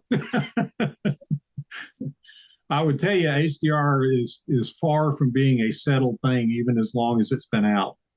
And it gets, you know, and the picture got even messier when Samsung and Panasonic decided to jump out with HDR10 Plus as a competitor to Dolby Vision. And there were a lot of people that in the industry that said that's not going to go anywhere. And then all of a sudden Amazon decided to make 2 tiers of HDR and then put their entire HDR library in HDR10 Plus. And if you want Dolby Vision, you have to pay a little extra. Well, and it's because of the number of people that have Amazon Plus subscriptions. But if you have not Amazon Plus, I just went stupid. Anyway, you know, if you're paying for Amazon every month, Prime, thank you. That's the fun part about getting old, guys. But if you have Amazon Prime, you are also an Amazon Video subscriber. That actually makes them having the largest subscriber base to streaming video in the world. So since they legitimized HDR10 Plus, yeah, it does get really interesting. LG said they would never, ever produce a TV with HDR10 Plus because Samsung did it and they weren't going to give in to the competitors. Well, guess what? LG's now producing TVs that will do HDR10 Plus or decoded. So, you know, the big gorilla called Amazon said, this is what we're going to do. And it basically forced the rest of the world to go that route. So, you know, the whole thing on HLG and HDR10 is that there is, you know, the big difference between that and HDR10 Plus and Dolby Vision is HLG and HDR10 have a fixed set of metadata and a fixed set of conversions that it goes through to put, you know, to create an HDR image on a television. Whereas HDR10 Plus and Dolby Vision are every single scene, i.e. every camera change, has a new set of metadata to readjust your HDR on your screen. So there is live HDR10 Plus being done right now. Mobile TV Group, who does a lot of sports, actually has the capability of doing that. And I thought it was kind of interesting because I had a discussion with their VP of engineering about how they were doing HDR and what they were doing. And he never mentioned that they were about to go HDR10 Plus, and they announced it 2 weeks later. So it was a big trade secret at that point in time. So it's if you have not looked into what it takes to do HDR and all the different ramifications, and you're going that route, good luck. We had a question. What is HDR10? Well, Is it has to do with the metadata? Or? Yeah. So, HLG was the standard that NHK and BBC jointly developed. HDR10 was the one that Consumer Electronics Association basically has endorsed and said that's the version of high definition or high dynamic range. They are similar in that they're scene referenced, and they,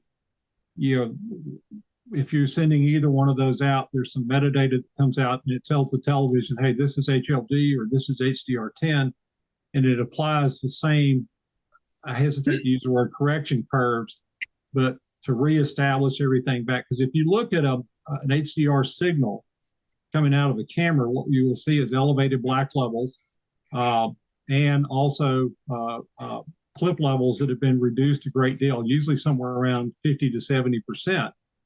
But they don't clip the whites that you're used to seeing, and it is kind of interesting to see. But if you look at those images, and the BBC will tell you, oh, HLG looks okay on the standard definition set, and I sort of disagree with that a little bit because it does have elevated blacks and compressed white levels. But HDR10, without question, doesn't look right if you look at it on an SDR television. So it crunches that down even further than what we're dealing with. So to put the black levels back where they're supposed to be and the white levels where they are without clipping them still, there's a specific set of metadata and it just says do this to everything coming in. Whereas HDR10 Plus and Dolby Vision are actually are display referenced. So there is a complete difference in the way those work. It's more of a killer app than a high dynamic range, right? Other than in lieu of higher res, because higher res, once it's sharp, unless you're it's really interesting to do the comparisons. When we started doing the 4K stuff and we had a 65-inch 4K TV in our lab, when we were doing demos, I'd make a big show of how close you had to sit. Because you guys remember, on HD, the magic number was 3 times picture height. Well, to see UHD resolution, it's 1.5 times picture height. On the 65-inch TV, that's 45 inches away from the television. So every time I did a demo, I'd pull a tape measure out, did it 45 inches and say, you have to stand here.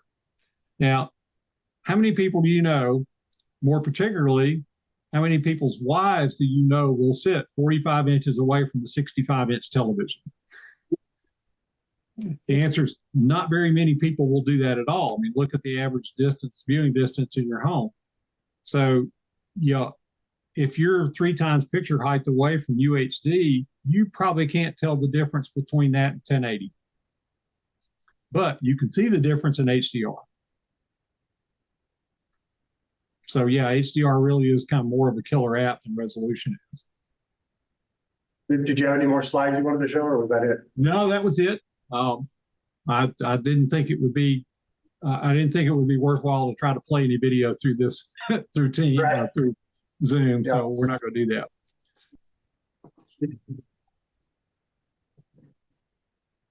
Any more questions in the chat there?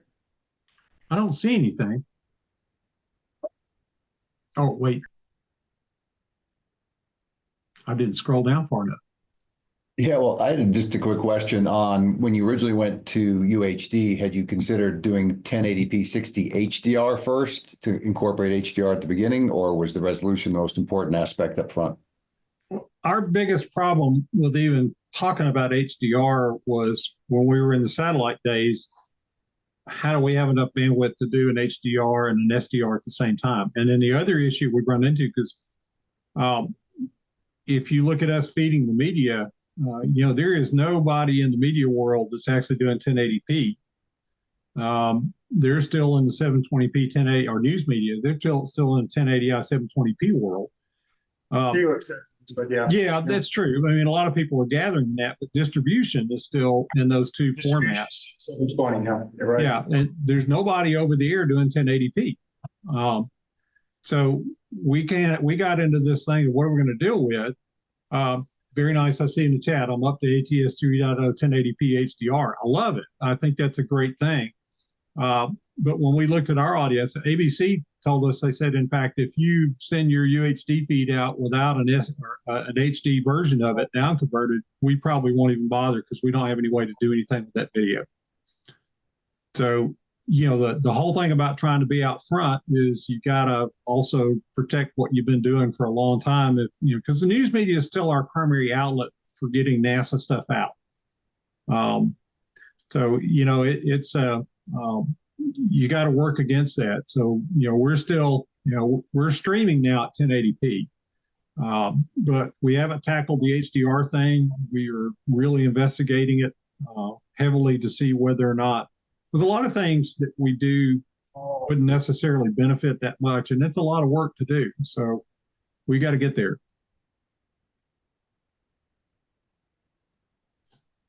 Any more questions on the high-tech video?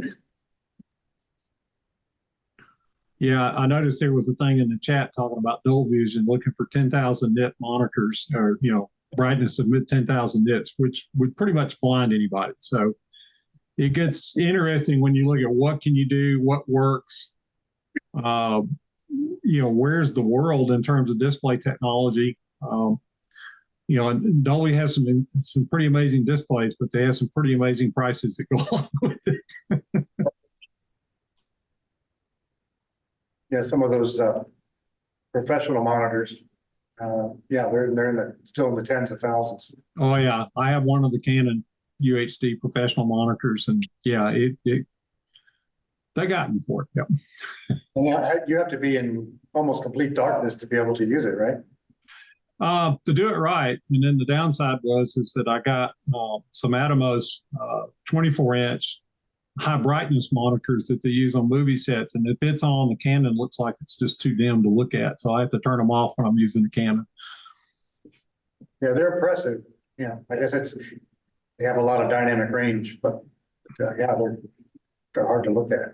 Yeah.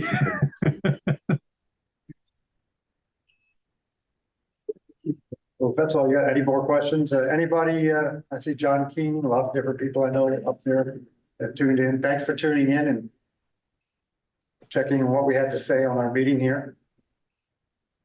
Brian from Paris, or Kate's there now. Ryan, how are you doing?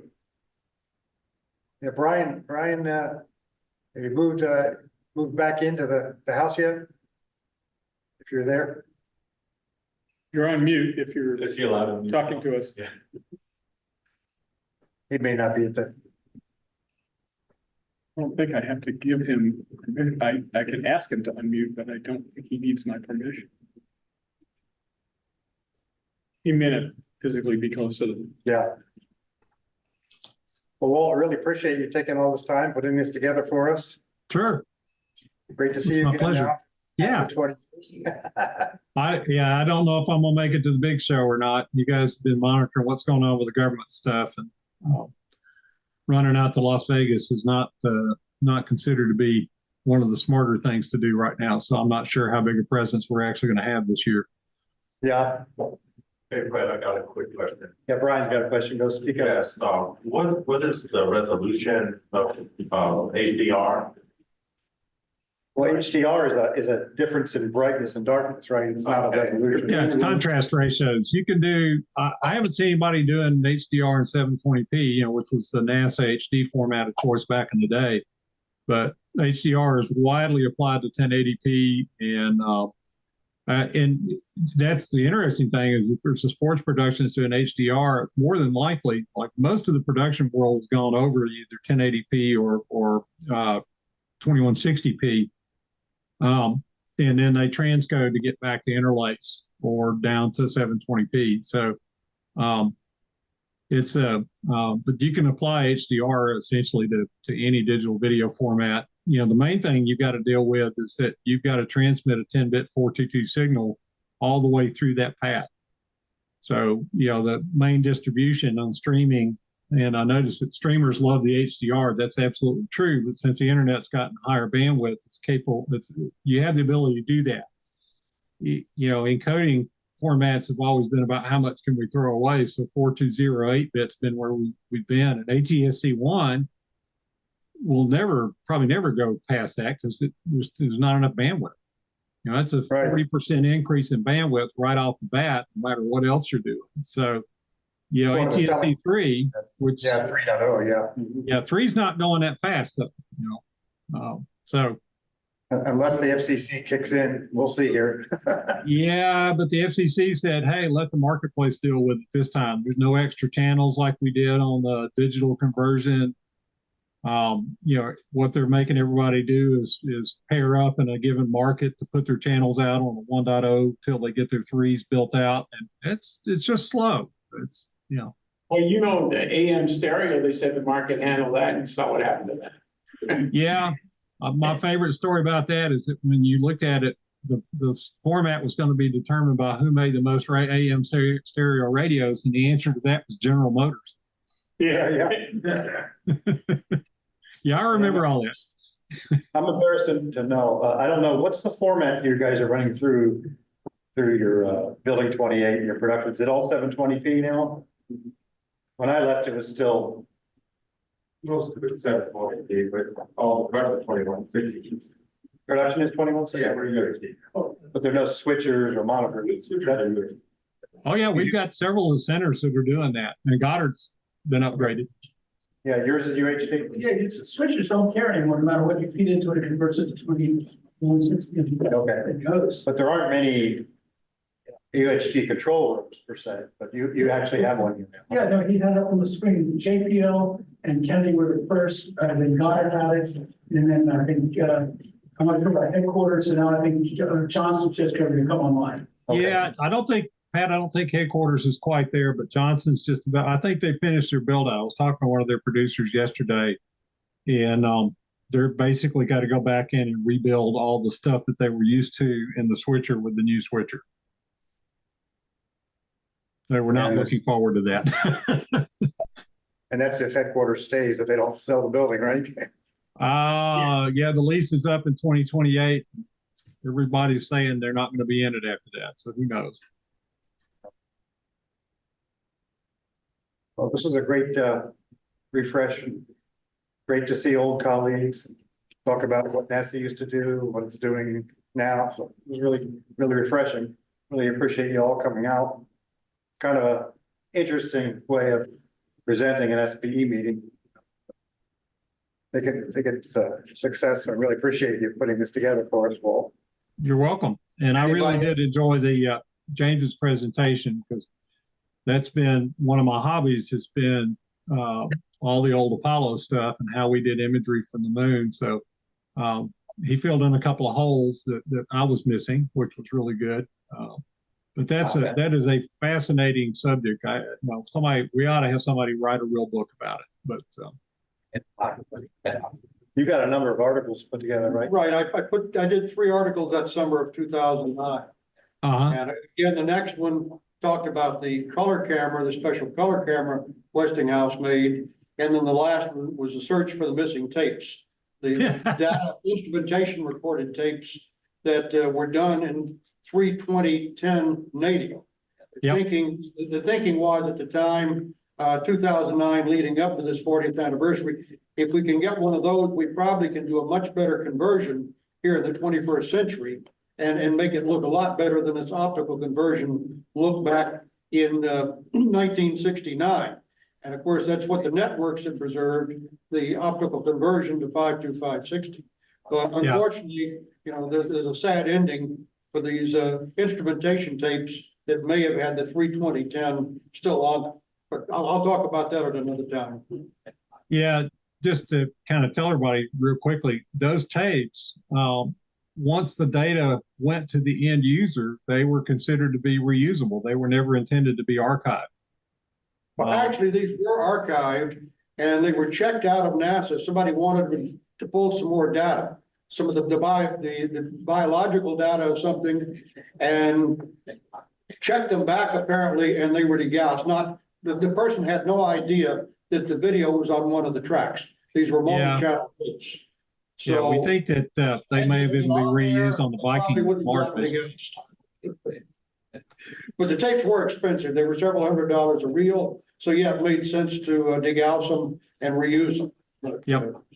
That was one that definitely should have been saved. Yeah. But you know, the keepers of that stuff went, well, you know, we got all of that off of there and gave it to the end users. So we're done with it. I mean, we don't need to hang on to that. But one of the things I didn't mention, but all of this elaborate, at the time, 1969, communications network that was set up to move this video over virtually all of the planet. There were very, very few technical problems. It was amazing how well this held together. That particular night, July 20th into the 21st for the actual landing and moonwalk. But at the time leading up to this, into the splashdown, everything went almost flawless. Yeah. Which really, really speaks highly of the people, the selection of the equipment, the testing that was done before this thing happened. Was it a Symphonic TPS 5050? Was that the little monitor they used? Was that what? Symphonic? I really don't know. Oh, you don't know? Yeah, it had no name on it, the one that. I have pictures of Stan had. the monitor and recorders. Yeah. I think it was a TPS 5050. They're right here if you want to pull them up. But anyway, James, that was excellent. I really enjoyed that. Thank you very much. Thank you. Enjoyed yours also. Can I just add, in the basement building 28, probably the last two Ampex data recorder players left. Last four, yeah. Last four that are still operational. And Joe may be the last person living who knows how to operate. I went to school. Yeah. What are the original video recorders? Well, they were actually instrumentation recorders. They ran for video. They ran at 120 inches per second. And each tape, which are 14-inch, lasted 15 minutes. 1 inch. 1 inch tape. They're both 1 inch and a half. And they had rotating heads? No. No, they were fixed heads. Fixed heads. Wow. So And that's why, was it 15 inches per second? 120 inches. 120 inches per second. That They sounded were moving very fast, and they lasted 15 minutes. You had to be constantly putting on new tapes. So, yeah, the last four that I know that NASA has that may even exist anywhere are in the basement of Building 28 here in God. Yeah. Dave Smith and Jim King have purview over those at the moment. Okay. And you hope the head alignment stays good. Were they? There wasn't much of an adjustment on there. It's 4 heads, 4 multi-track heads, 8 track. You know, she said 3 4 heads on top and 2 playback heads at the bottom. Yeah. You could actually record the whole, you put an antenna and an amplifier, RFM. You could record the whole AM band. The whole envelope. Yeah. And play it back, and you know, tune in whatever channel you want. Oh, you mean the AM broadcast? The whole, that's the whole envelope right on the tape. Huh? Okay. Yes, they went from DC to megs. So at that time, they were. That was pretty, yeah. Part of the problem with the whole thing too, with the tapes is that back then, about the time the Ampex other people manufacturing the tape, were going from a whale wool base of polyester or something like that to a petroleum based one. And the first set of tapes that came out when NASA tested them, they were crap. So they went to a big thing that they had to recycle and reuse as many of the older tapes as they possibly could because Okay. they were more reliable than the new tapes are getting. Okay. So part of it is oil based, and that was, of course, Those are better, right? yeah, those are better, much well, but the other ones have progressed now, but the first ones, petroleum based ones, just didn't work as well. Guys, I'm gonna have to drop off. I got a couple of things I gotta get done this evening, Thank you, so Walt. you're welcome. Great to see you. Thank you very much. You're welcome. Enjoyed it. Thanks. Bye-bye.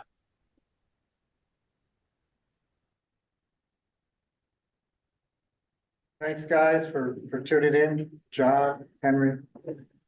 Chuck Linder, I didn't hear from you. I haven't seen you in a while. You're still in the DC area? If you're on. Yeah, hi Fred. Hi, Chuck. Good to see you. Well, long time no see. Every once in a while I pop back in. Yeah, I was just over at NBC today. How are things there? I understand they took down part of the building. You wouldn't recognize it. The tower buildings are the same, but everything else is pretty much brand new. That'll be one of the vignettes that beats by the bay on the build out there. So, I'll have to see if I still know anyone who works there and maybe get a tour someday this summer. yeah, come to Bits by the Bay, you can catch up. Oh, that's a thought. Okay. Well, hope to see you there. All right, guys, see you. Bye-bye.